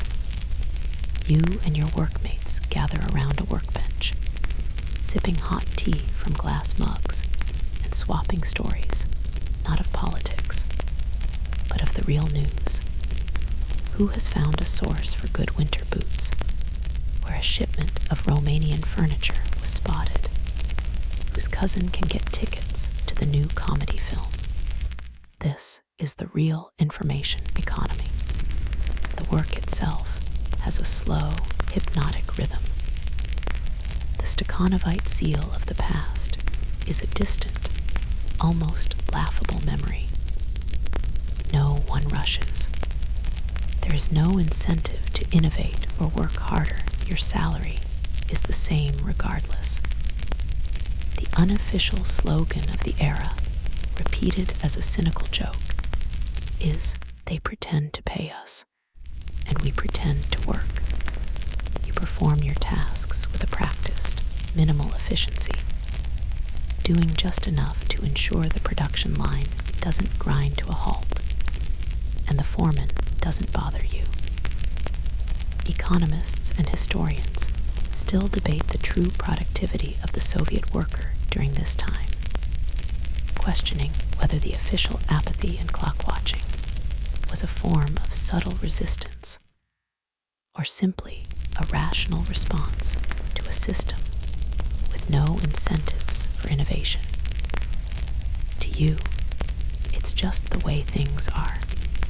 It's how you conserve your energy for the real work that begins after your shift ends. At midday, the lunch whistle blows. You head to the factory canteen. You know what to expect because it's Thursday. And Thursday is Ribny Den Fish Day. This peculiar nationwide quirk is the result of a government decree from years ago, designed to boost the nation's fish consumption and conserve other meat. The result is that on this day, every canteen in the country serves a menu dominated by fish. You get a plate of fried pollock, greasy and smelling vaguely of the sea, served with a side of boiled potatoes and a pickled cucumber. It's nobody's favorite meal, but the shared, ritualistic complaining about it is a minor form of camaraderie. The afternoon is a long, slow drift towards the 5 o'clock whistle. To break the monotony, there might be a mandatory political information session where everyone in your section has to gather to listen to a party representative read an article from Pravda. It's presented as vital ideological education, but everyone knows its real function is to provide a legitimate 30-minute break from work. It's the corporate, all-hands meeting of its day, and it's just as thrilling. Finally, the whistle shrieks, releasing you. Your official workday is over. Your second, more important workday is about to begin. Your real job title isn't factory technician. It's manager of household procurement. You head not for home, but for the city center, your empty avoska clutched in your hand. You enter the main gastronome, the state grocery store. It's a grand hall with marble columns, a relic of a more opulent age. But its shelves are a testament to the planned economy's absurdities. You see a towering pyramid of tinned crab, a product no one seems to want, and an entire aisle dedicated to birch sap juice. The things you actually need, butter, cheese, meat, are nowhere to be found. So you begin the hunt. You rely on instinct and observation. You see a small crowd gathering near a side door, and you immediately join it. The line grows, and a low murmur of speculation runs through it. A delivery. But of what? After 20 minutes, the door opens, and a woman in a white coat begins handing out packages of butter. A thrill of victory runs through you. You buy the maximum allowed, 2 blocks, and place them carefully in your avoska. 1 victory down. Next, you head to a smaller shop a few blocks away. Here, you don't queue. Here, you use Black. You greet the clerk, Zenaida, by name. You chat for a moment before slipping her a small bar of chocolate you acquired last week. She smiles, nods, and disappears into the back room, emerging with a small, paper-wrapped parcel of sausage, a product that never even made it to the public counter. This is your second, more significant victory. You return home on the bus, tired but triumphant, your string bag heavy with your hard-won treasures. The physical labor at the factory is nothing compared to the mental and emotional exhaustion of the daily hunt for basic necessities. You prepare dinner, a simple meal of potatoes and the sausage you procured. At 9 o'clock, ritual takes place in your living room. You and your family gather in front of the television to watch Vremya, or Time. It is the official voice of the nation, the nightly news program. The theme music is a grand, reassuring orchestral piece that you know by heart. The main anchor, his face familiar and avuncular, begins the broadcast. The news is always the same. Good news. Reports of a record-breaking grain harvest in the Ukraine. Footage of happy, smiling workers at a new hydroelectric dam in Siberia. A brief, stern report on strikes and chaos in a Western country. It is a portrait of a powerful, stable, successful nation. It has almost no connection to the world. You just spent 2 hours navigating with your Avoska. But it is oddly comforting.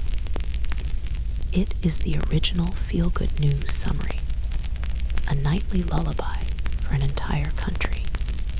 After the news, you might read, or sit in the kitchen with your spouse, talking over the day's small victories and planning tomorrow's strategy.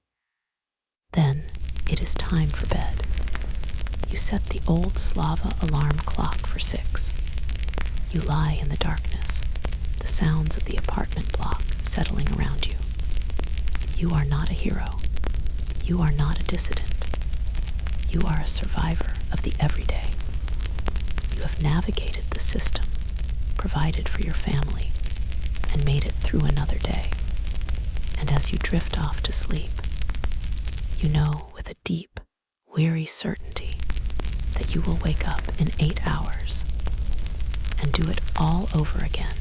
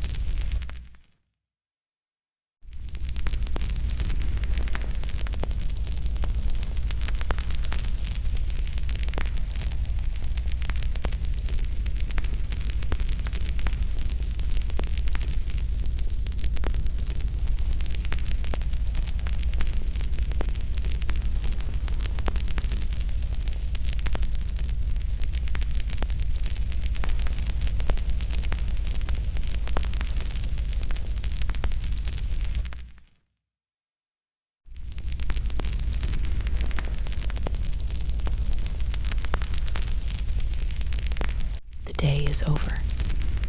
The long shift at the factory, the tactical hunt for groceries, the predictable dinner, all have been completed.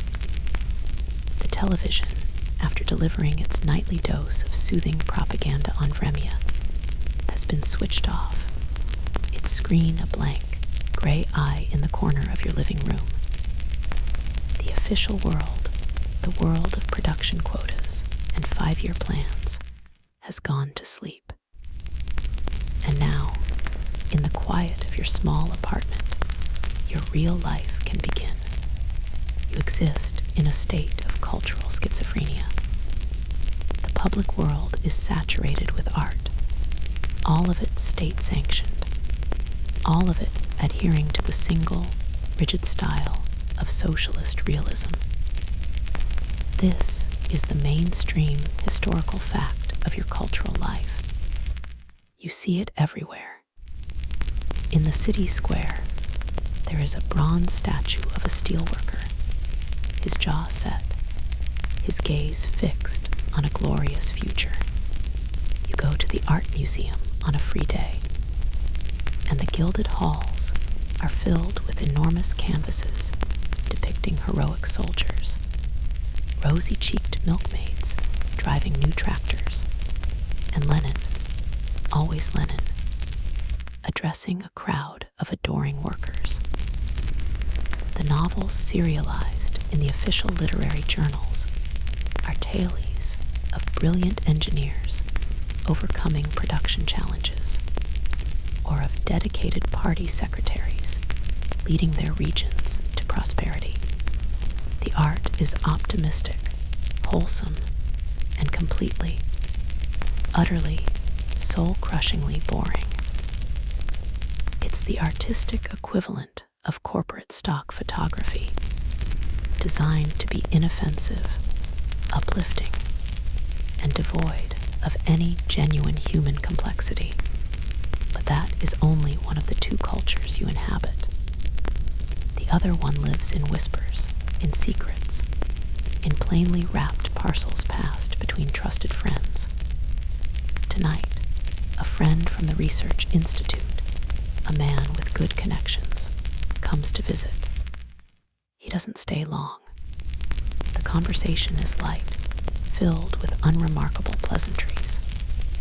But as he leaves, he quietly hands you a thick, soft package. You wait until you are sure he is gone, and then you unwrap it in the sanctuary of your kitchen. It is not a book. It is a stack of about 200 flimsy pages, almost like onion skin. The text is a faint purple, the letters slightly blurred. This is a Samizdat manuscript. The word literally means self-published, and it is the lifeblood of your real intellectual world.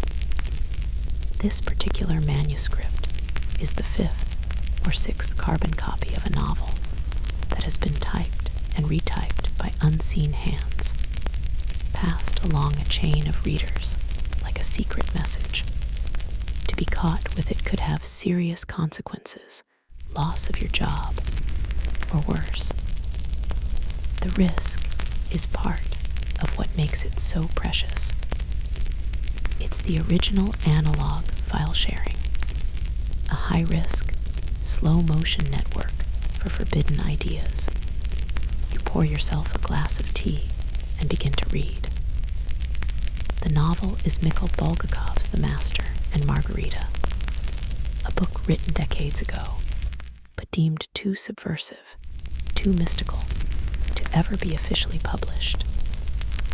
As you read, the gray, monotonous world outside your window dissolves, replaced by a phantasmagorical vision of Moscow, of talking cats, of Pontius Pilate, and a heart-wrenching love story. The language is dazzling. The ideas are dangerous. The humor is sharp and satirical. This is food for a part of your soul that has been starving. You must read quickly.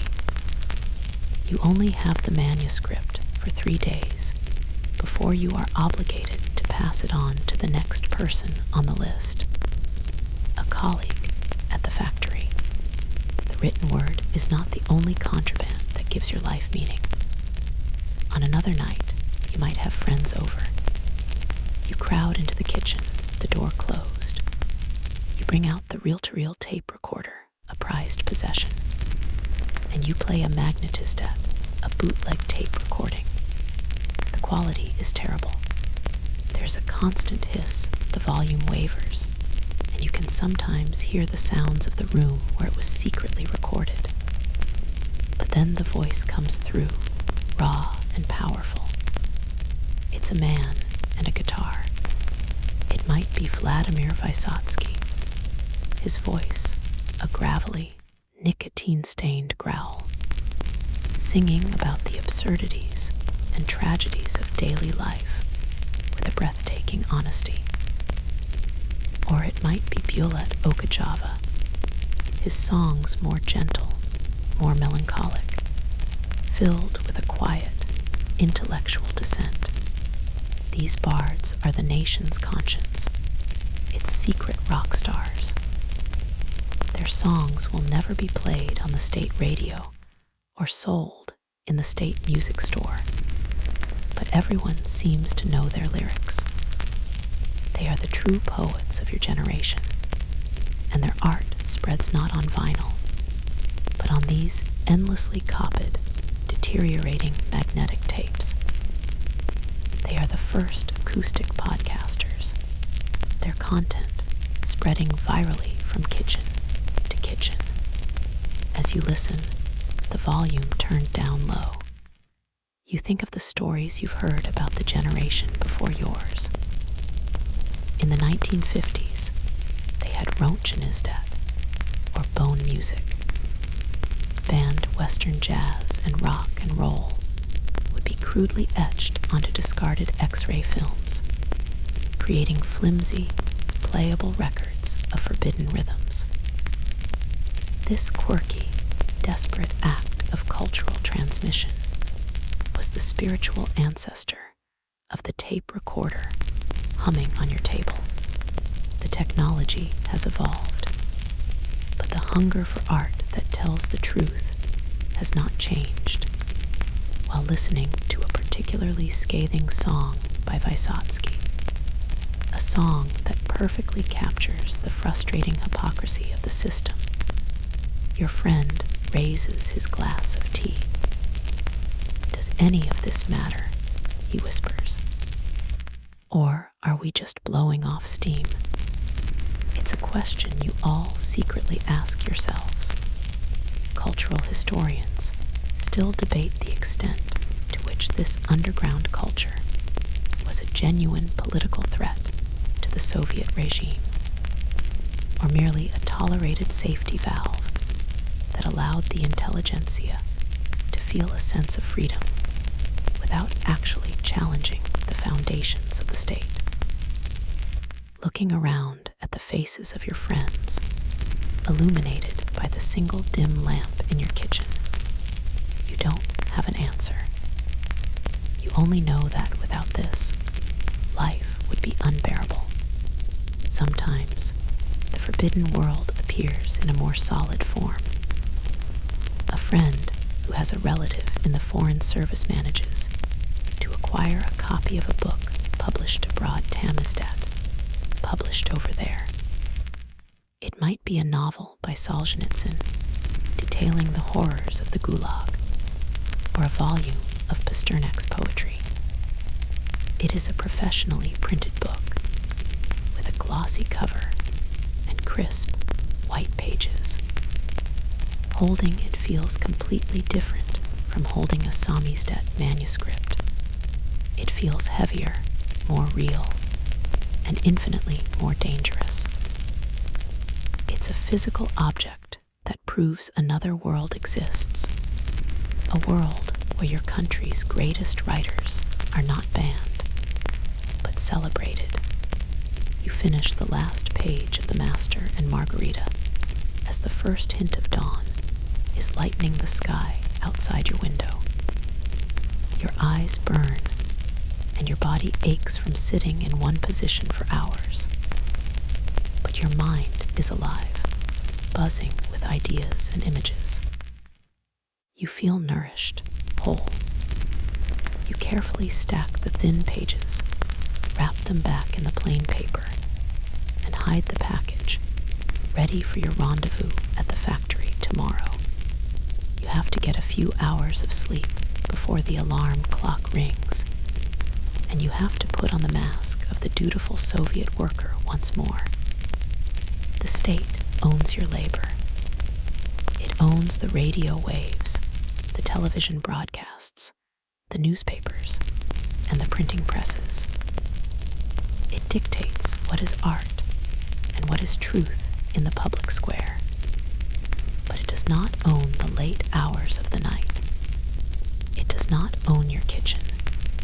And as you finally drift to sleep, the words of the forbidden novel echo in your mind, a secret treasure that no one can take away from you. This is how you stay sane. This is how you remain human. You are in your kitchen, the heart of your small, predictable world. It's late. You're tidying a drawer, sorting through a lifetime of accumulated odds and ends, old receipts, spare buttons, faded photographs. Your fingers brush against a small, stiff booklet with a red cover. You pull it out. It's your old Komsomol membership card. Tucked inside is another, more fragile relic, a faded, triangular piece of red fabric. Your young pioneer scarf. You hold them in your hand, the texture of the cloth and the stiff cardboard of the booklet acting as a key, unlocking a door in your mind to a time you rarely think about anymore.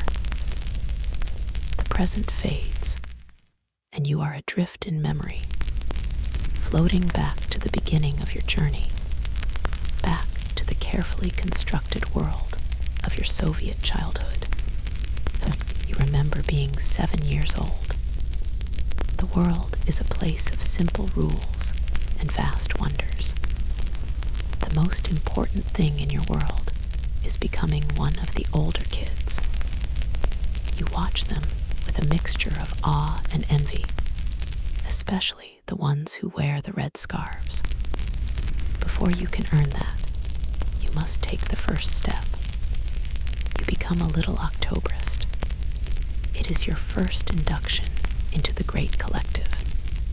You stand in a line in your school assembly hall, your heart thumping with excitement, as an older student pins a small, 5-pointed star to your shirt. In the center of the star is a portrait of Vladimir Lenin as a young boy with curly hair. You are told he was a model child, clever and kind. You are part of his lineage now. Your life as an Octoberist is simple, a gentle introduction to the system. You are organized into starlets.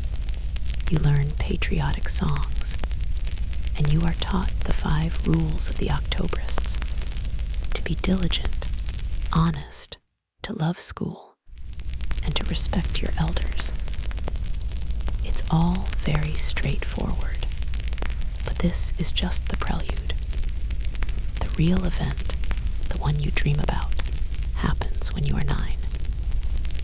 This is the year you become a young pioneer. The ceremony is one of the most solemn and important moments of your young life. You have memorized the pioneer's oath, practicing it in front of the mirror until the words feel like your own. You stand on a stage with your classmates, your white shirt starched and bright, and you recite the pledge in a clear, loud voice. I, a young pioneer of the Soviet Union, in the presence of my comrades, solemnly promise to be true to the precepts of Vladimir Ilyich Lenin, and to staunchly uphold the cause of our Communist Party and the victory of communism. Then comes the sacred moment. An older Komsomol member approaches you. They take a triangular red scarf, crisp and new, and with practiced, formal movements, they loop it around your neck and tie it in a square knot at your throat. The scarf is a piece of the red banner, you are told.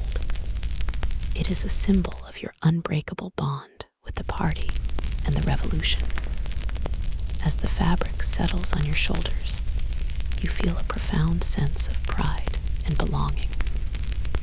You are no longer just a child, you are a pioneer. You are part of something vast, heroic, and important. It's like a combination of joining the Scouts and being accepted into a lifelong political internship.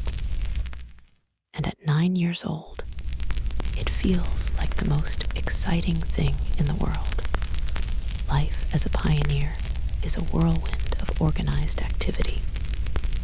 There are troop meetings, summer camps, and parades. summer camp, you sleep in barracks with your friends, sing patriotic songs around a crackling bonfire, and listen to stories of heroic young partisans who fought during the Great Patriotic War. It's less about making macaroni art and more about ideological crafts. Your free time is channeled into service to the state. One of the most memorable and peculiar rituals is the nationwide competition to collect scrap metal, metallalum, and waste paper, maculatura. Your entire school becomes obsessed. You and your friends roam the neighborhood after school like a pack of determined scavengers, looking for discarded pipes, old machine parts, anything made of metal. You gather stacks of old newspapers and magazines. There are charts in the school hallway tracking which class is in the lead. The competition is fierce, and the prize is bragging rights and a sense of having personally contributed to the might of the Soviet economy. But alongside the fun and camaraderie, your ideological education deepens. And sometimes it takes a dark and confusing turn. At a pioneer meeting, you are told the story of Pavlik Morozov. He is held up as the ultimate pioneer hero. During the collectivization of the 1930s, the story goes, young Pavlik discovered that his own father was hoarding grain from the state. Filled with a sense of revolutionary duty, he denounced his father to the authorities. His family, in a rage, then murdered the boy. This mainstream historical piece of propaganda is presented to you as an act of supreme loyalty. You are supposed to admire Pavlik's courage, but as a child, the story is deeply unsettling. To betray your own father, to choose the abstract idea of the state over your own family, it is a chilling lesson, a stark clarification of where your ultimate allegiance must lie. As you grow older, you approach the final and most serious step in your ideological journey. At 14, you are eligible to join the Komsomol, the all-union Leninist Young Communist League. This is not automatic like becoming a pioneer. This is an application. It is a test. Joining is essential for your future. Without a Komsomol card, your chances of getting into a good university or advancing in any career are virtually zero. So you study.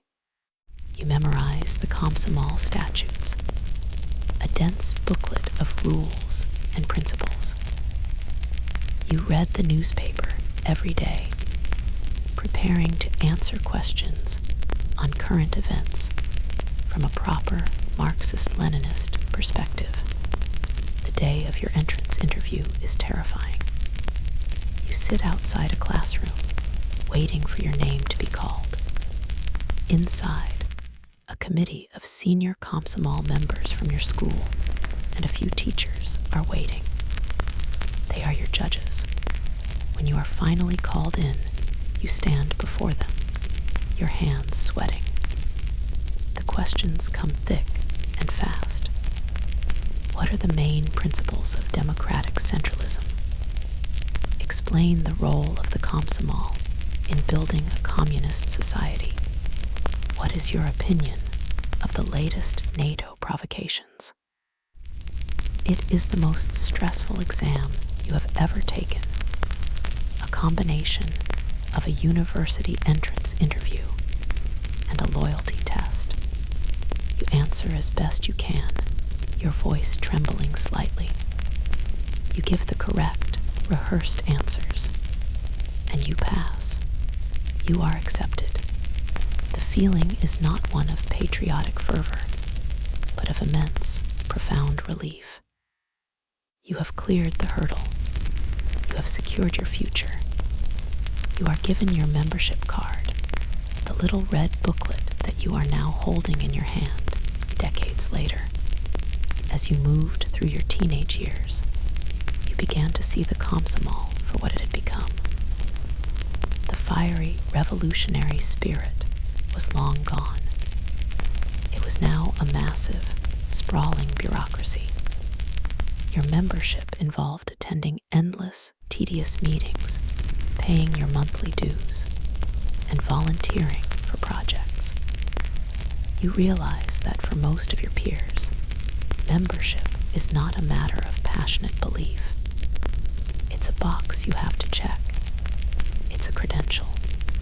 Historians continue to debate whether the Komsomol in its later years was a body of true believers and future leaders, or had largely become a hollow, bureaucratic stepping stone, a necessary credential for career advancement that most members joined with a great deal of cynicism.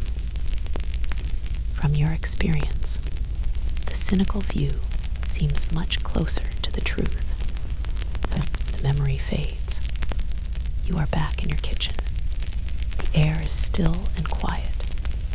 You look down at the Komsomol card and the tattered pioneer scarf in your hands.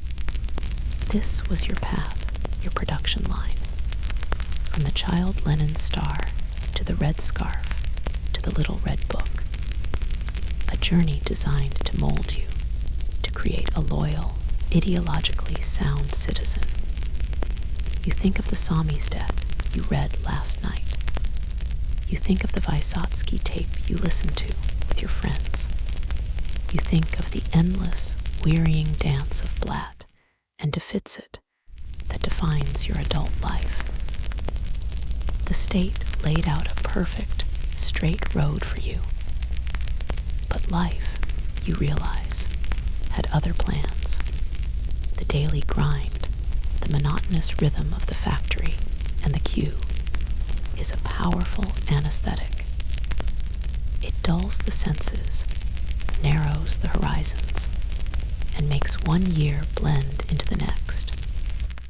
But even in the grayest of times, there are breaks in the clouds. There are pockets of sanctioned leisure and other, more private escapes that make the long stretches of conformity bearable. The first kind of escape arrives as an official document, a reward for your years of patient labor. One day, the trade union representative at your factory calls you into his office. He shuffles through some papers and with a bureaucratic flourish hands you a Putyovka. It's a vacation voucher. After years on the waiting list, your turn has finally come. You've been granted a 20-day stay at a sanatorium in the Crimea. The news spreads quickly.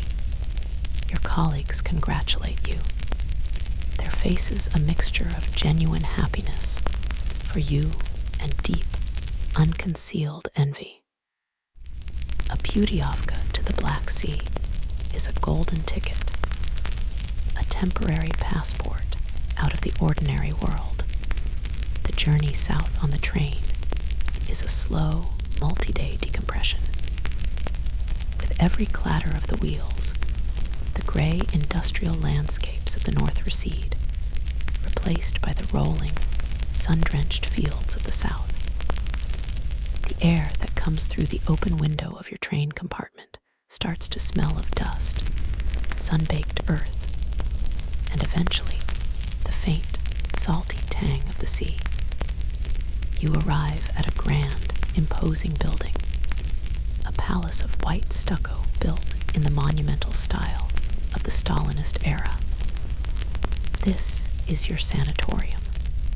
It's a weird, hybrid institution, part hospital, part hotel, and part summer camp for weary adults. Your stay begins with a consultation with a stern-faced doctor who prescribes your personal regimen for health and restoration. Your schedule is filled with bizarre, vaguely medical treatments. Every morning, you are required to drink a glass of foul-smelling mineral water from a local spring. You are prescribed a course of therapeutic mud baths, where you are slathered in warm, dark earth and left to bake like a potato. There are sessions in a salt cave, meant to cleanse your lungs, and organized walks along the seaside promenade, to be performed at a medically approved pace. Life is regimented, but not unpleasant. The food in the vast, echoing dining hall is bland but plentiful. The days are structured around treatments, naps, and gentle, organized recreation. In the evenings, there is a dance in the main hall, where a small, sad-looking band plays waltzes and foxtrots from a bygone era. You are resting. You are relaxing. You are being healed by the state. It is a strange, passive experience. You are the raw material. And the sanatorium is a factory designed to process you from a state of exhaustion into a state of restored productivity. But there is another kind of escape, one that is not granted by the state, but carved out by your own hands. This is the dacha. Your family has a tiny plot of land, 6 sodak, 600 square meters, about an hour's train ride from the city. On it stands a small wooden house, which you and your father built over many summers with scavenged materials. The dacha is not, in the Western sense, a vacation home. It is not primarily for leisure. It is for work. You spend almost every weekend from spring to autumn at the dacha. The work is backbreaking. You spend hours digging, planting, weeding, and watering your small, but obsessively cultivated garden. You grow potatoes, carrots, onions, cucumbers, and tomatoes. This is not a hobby. This is a vital part of your family's economy, a way to supplement your diet with fresh vegetables that are almost impossible to find in the state stores. But the dacha is also a sanctuary. It is your own small piece of land. Here, away from the concrete confines of the Khrushchevka and the watchful eyes of your neighbors, you can breathe. On a warm Saturday evening, you can light a fire and grill shashlik. You can sit outside in the fatting light, listening to the crickets, surrounded by the fruits of your own labor. The state may own the means of production, but it does not own this small patch of earth. This is your kingdom.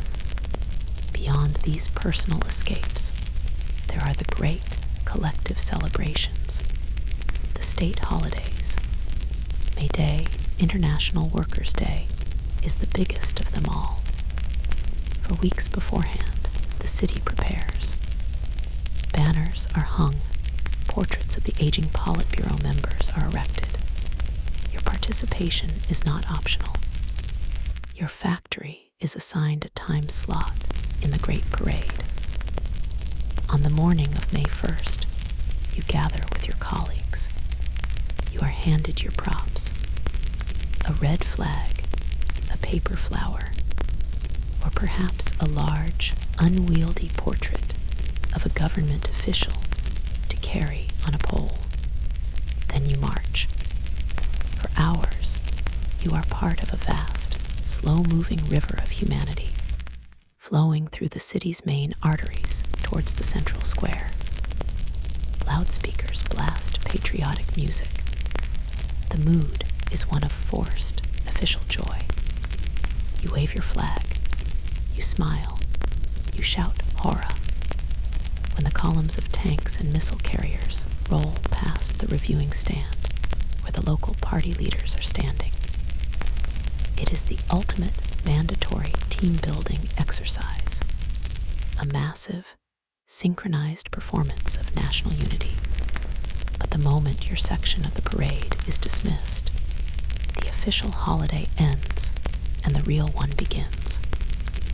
The crowds disperse, and people retreat into the privacy of their homes. This is the part of the day that everyone truly looks forward to. You go to a friend's apartment, a crowded, noisy, joyful gathering. The table is laden with food and drink that has been painstakingly acquired and saved for weeks. The sound of real, unforced laughter fills the rooms. The public spectacle gives way to private celebration. The mandatory performance of joy replaced by the real thing. And this is where you find the most common, most potent form of escape. The secret stashes of the soul, chief among them vodka. Drinking is not just a pastime. It's a deeply ingrained social ritual. It's a lubricant for a society that is often rigid and guarded. A shared bottle of vodka is a key that unlocks a different kind of conversation, a more honest and open one. You have seen the common street ritual of Brezhnev-era, narration. To figure it out for three, where three strangers, short on cash, will pool their kopecks to buy a half-liter bottle and share it quickly and wordlessly in a courtyard. It's like crowdfunding for a moment of oblivion, but the best drinking is done in the kitchen. Tonight, after the May Day feast, you sit with a few close friends. A bottle of Moskovskaya vodka is on the table, sweating in the warm air. Alongside it are plates of pickled herring, black bread, and sour pickles, the holy trinity of vodka snacks, or zakuski. You pour small, 100-gram shots into faceted glasses. The first toast is made. You drink the vodka in one go, the sharp, clean fire of it hitting the back of your throat, followed by the salty, sour crunch of a pickle. And then you talk. The conversation flows deeper and more philosophical than it would ever be in the sober light of day. You complain about your bosses. You tell political jokes. You debate the meaning of life. Anthropologists and sociologists still debate the deep-rooted causes of the Soviet Union's high rates of alcoholism, weighing factors like historical tradition, the monotony of daily life, and the state's own economic reliance on vodka sales. For you, sitting in this kitchen, it feels simpler. It is a medicine against the grayness. The night wears on. The sanatorium is a distant clinical memory. The parade is a surreal dream. Even the quiet satisfaction of the dacha feels remote. This is the real thing. This is the true escape. The state can give you a vacation. It can command you to celebrate, but it cannot replicate this. The simple, profound communion of a few friends, a bottle of vodka, and a kitchen table.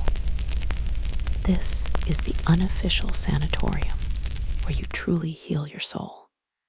The comfortable, gray predictability of the Brezhnev years, a state of being that felt like it might last forever, begins to crack. The first fissure appears not as a great earthquake, but as a brief, calmly delivered news report on a cold evening in December 1979. You are watching Vremya, the nightly news program. Its familiar orchestral theme, music a comforting sound. The anchor, in his usual sober tone, announces that a limited contingent of Soviet troops is entering the friendly nation of Afghanistan. The purpose, he explains, is to fulfill our internationalist duty and provide assistance against foreign-backed bandits. The language is sterile, bureaucratic, and deliberately vague. It sounds temporary, like a minor peacekeeping mission. A corporate press release about a hostile takeover would have more emotional weight. You and your family exchange puzzled glances. Afghanistan. Where is that, exactly? The report is over in minutes, and the news moves on to a segment about a record harvest of sugar beets. In the first months, the official story is one of peace and progress.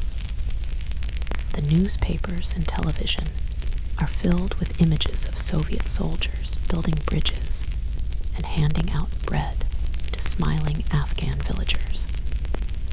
You see photographs of army doctors treating local children. The narrative is clear. You are not invaders. You are helpers. You are protecting a fledgling socialist government from terrorists and CIA agents. The young men being sent there, many of them fresh-faced conscripts from your own city, are not just soldiers. They are builders and humanitarians. But soon, a different, darker story begins to trickle back, not through the television screen, but through whispers. Your neighbor's son, a boy you remember as a lanky teenager who played soccer in the courtyard, is sent to Afghanistan as part of his mandatory military service. The letters he sends home are infrequent and strangely cheerful, full of comments about the beautiful mountains and the interesting local customs. But the black marks of the military censor's pen are thick over entire paragraphs. In the queues for bread, you start to hear rumors from other women whose sons or husbands are there. The stories are not about building bridges. They are about ambushes in narrow mountain passes, about an enemy you can't see, about a level of brutality that has no place in a humanitarian mission. Then the rumors take on a terrifying physical form. A military truck, gray and unmarked, arrives late one night in the courtyard of a neighboring apartment block. Two soldiers deliver a long, sealed zinc coffin. There is no honor guard, no public ceremony. This is a Cargo 200, the official military designation for the dead. The term, learned through the rumor mill, becomes one of the most feared in the country. Coffin is delivered with a grim efficiency that the state's consumer goods sector could only dream of. The family of the dead soldier is told that their son died heroically, but the official cause of death on the certificate is often listed as died in a tragic accident or succumbed to a tropical disease. The war's dead are being smuggled back into their own country, their deaths officially denied. The silence from the state is deafening, and it fills the space with a fear far greater than any open acknowledgement could. Soon after, you start to see them on the streets. The Afghansi, the veterans returning from the war. They are young men, 20 or 21 years old, but they seem ancient. Some have visible scars, a missing leg, an arm held stiffly at their side, but most carry their wounds on the inside. You see one on the bus one afternoon.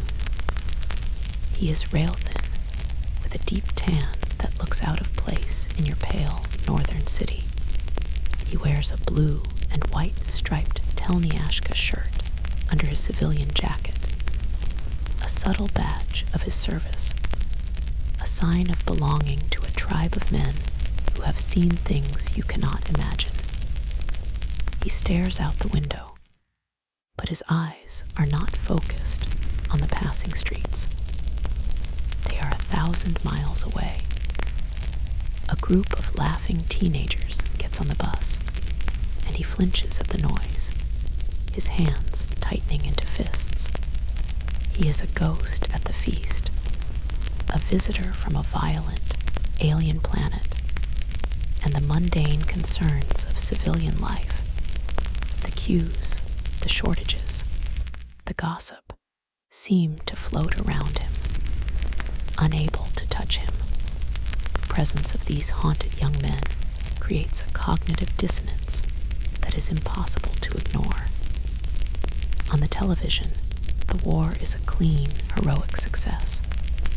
On the bus, it is a 1,000-yard stare and a phantom limb. For the first time in your life, you feel a crack not just in a news story, but in the very foundation of the ideology you've been raised on.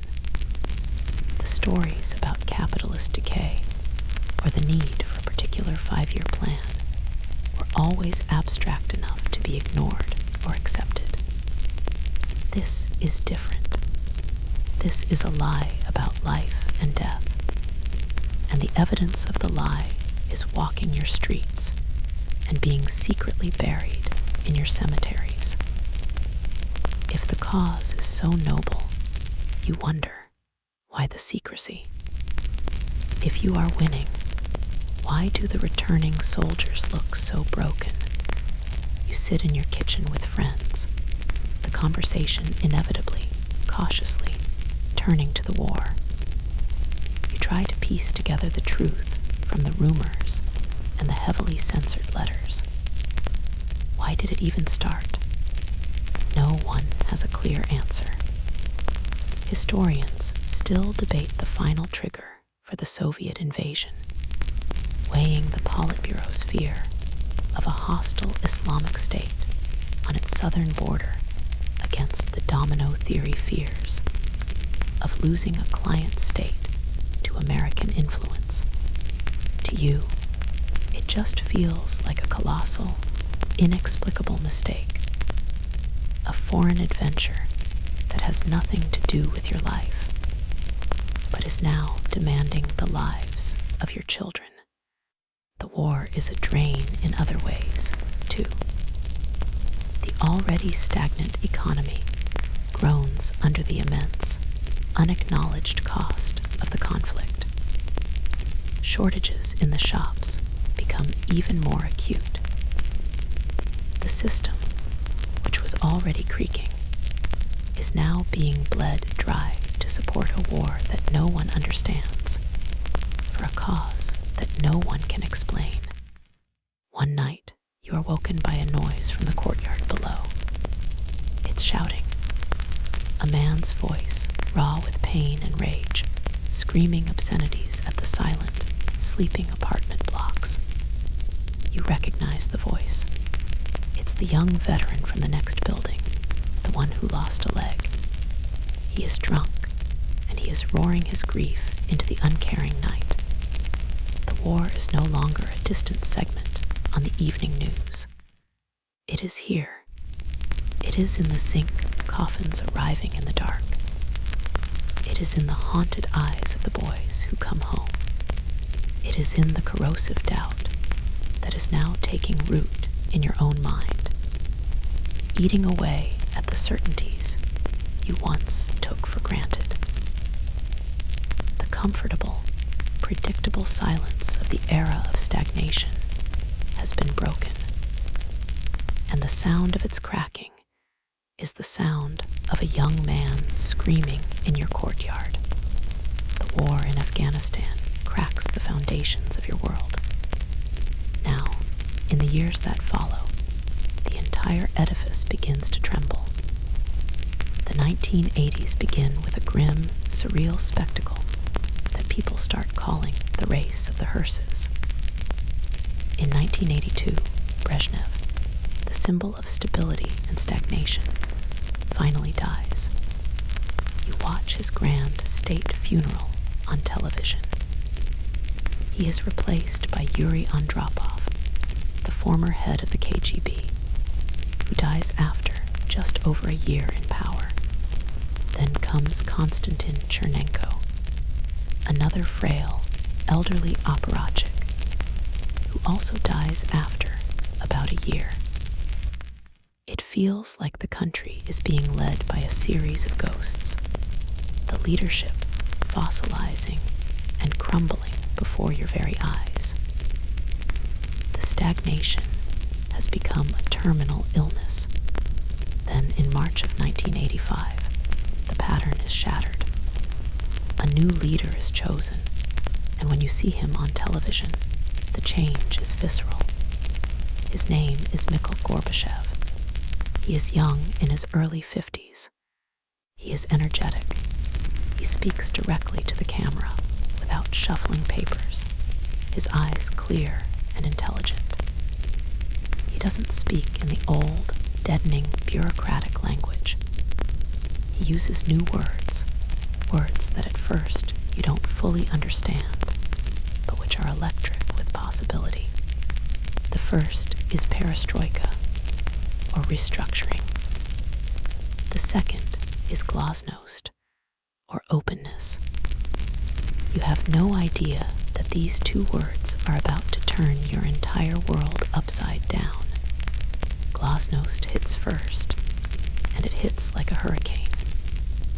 It begins with the newspapers. For your entire life, Pravda and Izvestia have been predictable, monolithic instruments of propaganda. Now, almost overnight, they become unrecognizable. You pick up the paper one morning and find a detailed report on corruption within a regional party committee. The next day, there's an article about the horrifying scale of pollution in a major industrial city. They start publishing letters from readers complaining about housing shortages and shoddy goods. It's like the state has suddenly turned off the safe search filter for the entire country. And the results are shocking, terrifying, and absolutely riveting. The revolution spreads to television. The nightly news program, Vremya, once a soothing lullaby of fictional triumphs, now hosts live, heated debates. You watch, utterly mesmerized, as academics, journalists, and even politicians argue with each other. They shout. They interrupt. They disagree. The idea of a single, monolithic truth, the bedrock of your society, is shattered into a million competing fragments right there on your television screen. You have spent a lifetime learning to read between the lines. And now, the lines themselves are screaming with a cacophony of new voices. It's like trying to drink from a fire hose after decades of being given water with an eyedropper. The past itself is thrown open for re-examination. The blank spaces in your history books are suddenly, violently filled in. The crimes of the Stalin era, which were only whispered about or alluded to in Khrushchev's secret speech, are now discussed in public in excruciating detail. You read firsthand accounts from Gulag survivors. The secret protocols of the 1939 pact with Nazi Germany are published, revealing the cynical deal-making that preceded the war. And the books, the forbidden books from your secret kitchen library, begin to appear in state-run bookstores. You can walk in and buy Orwell's 1984, Pasternak's Dr. Zhivago, Solzhenitsyn's The Gulag Archipelago. The clandestine, risky act of reading has become a public, commercial one.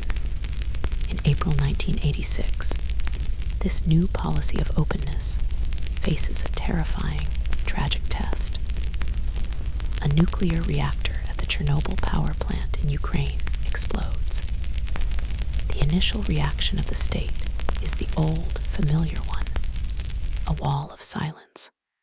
For days, there is no official word, even as a radioactive cloud drifts across Europe. But the lie is no longer sustainable. Under the immense pressure of Glasnost and a watching world, the government is forced to admit the truth, or at least a version of it. The reports are halting and evasive, but they acknowledge a disaster of unprecedented scale. The admission itself is a landmark. The state, for the first time, has publicly confessed to a catastrophic failure, alongside the information revolution of Glasnost. The economic revolution of Perestroika begins to unfold, and its effects on your daily life are far more chaotic. The goal is to restructure the stagnant planned economy, to introduce elements of market mechanics and efficiency. But the immediate result is the breakdown of the old system without a new one ready to take its place. The already long queues in front of stores become epic. The state-run distribution network, once merely inefficient, now seems to collapse entirely. You go to the grocery store, and the shelves are completely bare. For the first time since the war, rationing is introduced for basic goods like sugar, soap, and sausage. But amidst this chaos, strange new shoots of a different kind of economy begin to appear. The government legalizes cooperatives, the first private businesses since the 1920s. One day, you walk past a formerly boarded-up storefront and find a new, brightly lit cafe. It's a cooperative. You go inside. The coffee is expensive, twice the state price, but it's real, strong coffee. They serve cakes that look and taste unlike anything from the state bakeries, and the young people working there actually smile at you. It's a bizarre, exhilarating experience. Historians and economists still fiercely debate whether perestroika was a fundamentally flawed concept from the start, or a potentially viable reform that was simply implemented too slowly, and then overwhelmed by the political chaos unleashed by Glasnost. All you know is that you can't get sugar in the state store, but you can get a fantastic piece of cake here if you can afford it. The world, which for so long was kept at a distance, now rushes in. The war in Afghanistan, the hidden wound, is finally acknowledged as a bleeding wound, a tragic mistake. You watch on television as the last Soviet troops withdraw, a public admission of defeat. Western rock music, once the territory of black market tapes, is now on the radio. The first McDonald's opens in Moscow's Pushkin Square, and the line to get a hamburger stretches for miles.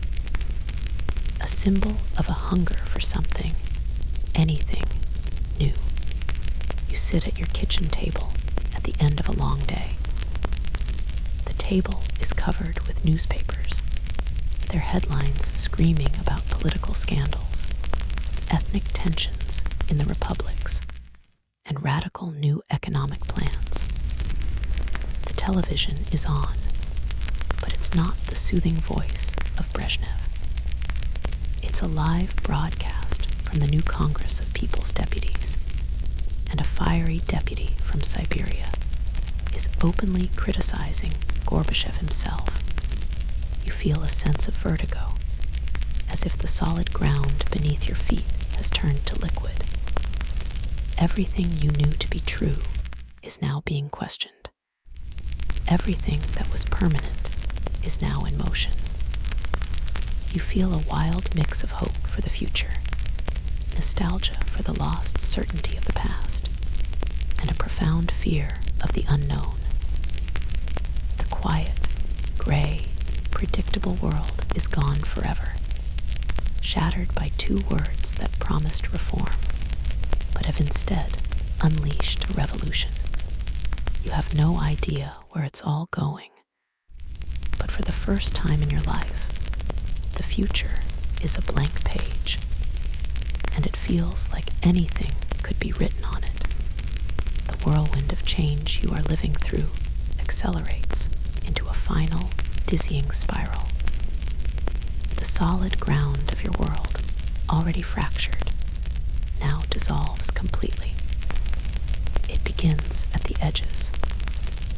In 1989, you sit glued to your television, watching images that are utterly unthinkable, images that feel like they are being broadcast from another dimension.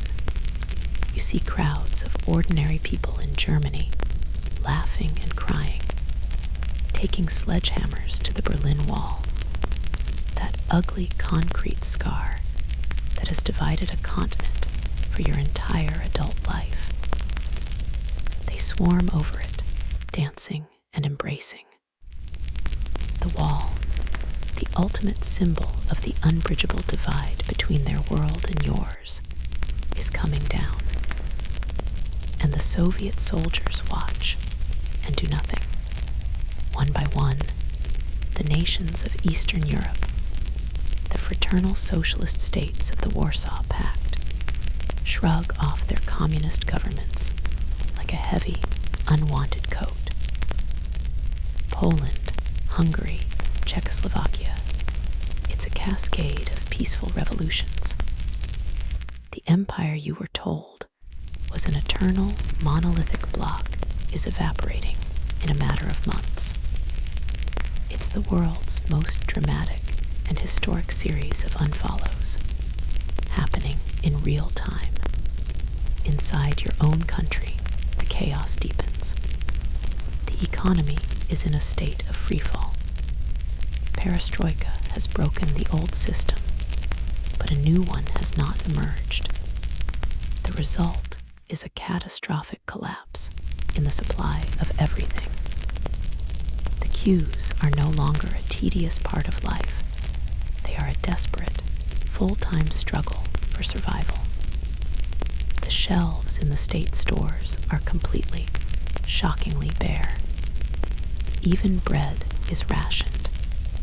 Your city, like many others, begins to issue its own local ration coupons. Little slips of paper called talony that you need, along with your rubles, to buy a bar of soap or a kilogram of sugar. This quirky, desperate measure is a sign of the times. The centralized state has failed, and everyone is now on their own. Your trusty Avaska, the maybe bag, is now almost permanently empty. The Union itself, the unbreakable entity you learned about as a pioneer, is coming apart at the seams. The 15 republics, once held together by the iron grip of the party, are now pulling in different directions. Lithuania, Estonia, and Latvia, the Baltic states, lead the way, declaring their independence. Then Georgia, Armenia, and others follow suit. The nightly news is a confusing litany of new declarations of sovereignty, of ethnic conflicts flaring up in regions you've barely heard of. The happy, multicultural family of Soviet nations, portrayed on propaganda posters, has devolved into a bitter and acrimonious divorce. In August of 1991, the old world makes one last, desperate attempt to claw its way back from the grave. You wake one morning to find the radio playing solemn classical music, a sure sign that a leader has died or something is terribly wrong. The television news confirms it. A group of grim-faced, elderly hardliners calling themselves the State Committee on the State of Emergency has taken power. They announce that Gorbachev, who is on vacation in the Crimea, has been taken ill. They declare a state of emergency to restore order and put a stop to the chaos. The men on the screen are familiar faces from the Brezhnev-era. One of them, the new acting president, has visibly trembling hands. It is a coup, a throwback to the old ways. Your first reaction is a cold, familiar dread. This is it. The reforms are over. The clock is being turned back. But then something incredible happens. The country you live in is not the same country it was 10 years ago. People do not cower in their apartments. In Moscow, they pour into the streets, building barricades to block the tanks that have rolled into the city center. You watch, breathless, as the news shows Boris Yeltsin, the populist, newly elected president of the Russian Republic, climbing onto a tank outside the Russian parliament building. He denounces the coup as illegal and calls for a general strike. He is defiant, courageous, and the soldiers in the tanks seem unsure of what to do. The coup plotters are disorganized, seemingly drunk, and utterly out of touch with the nation they are trying to command. It's like a group of angry, obsolete managers trying to take back a company they no longer understand, and finding that none of their old keys fit the locks. In 3 days, the coup collapses, a pathetic, almost comical failure. The failed coup is the final, fatal blow. It obliterates the authority of Gorbachev and the Central Soviet government. Power shifts decisively to the leaders of the individual republics, chief among them, Boris Yeltsin. The Communist Party is banned. Statues of Lenin are toppled. The institutions that have governed your entire life are being dismantled, not in a matter of years, but of weeks. The end, when it finally comes, is not a bang, but a whisper. In early December 1991, you hear a stunning news report. The leaders of Russia, Ukraine, and Belarus have met at a hunting lodge in a forest. They have signed a document, the Belovezh Accords, stating that the USSR as a subject of international law and a geopolitical reality ceases its existence. Just like that, 3 men in a forest have dissolved a superpower. There is no vote. There is no referendum. The nation you have lived in for your entire life has been canceled, like a subscription you forgot you had. On the evening of December 25th, 1991, you sit in your living room and watch the final symbolic act.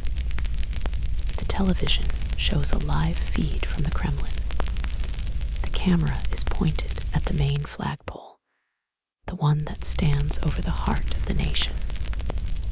At 7:32 p.m., the red flag of the Union of Soviet Socialist Republics, the flag with the golden hammer and sickle and star, is slowly, quietly lowered for the last time.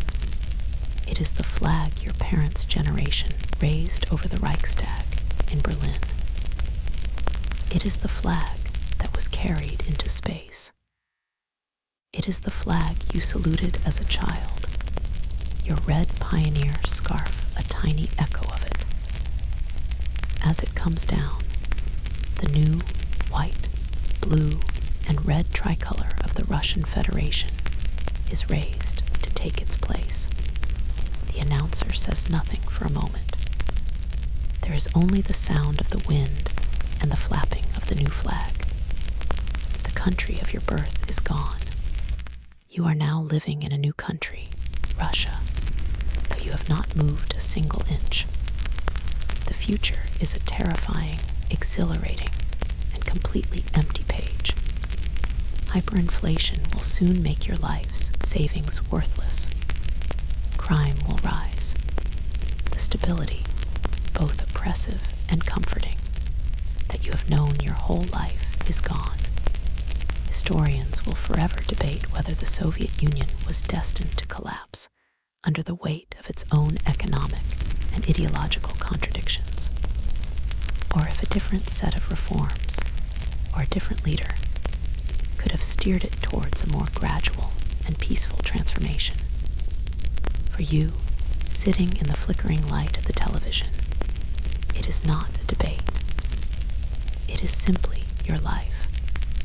The long, strange, difficult, and proud journey is over, and you have no idea what comes next. And so, your long journey through a country that no longer exists comes to quiet close. The story is over, and the frantic, echoing sounds of a collapsing empire begin to soften, receding into the gentle quiet of the past. The images of the crowds, the factories, the endless queues, and the falling red flag all start to fade now, like photographs left out too long in the sun, their sharp edges blurring, their colors slowly draining away, until only a faint impression remains. But that story, with all its turmoil and its triumphs, is far away from you now. You are not in a small kitchen in a concrete apartment block, staring out at a snowy courtyard and an uncertain future. You are here, safe and warm, in the comfortable stillness of your own room.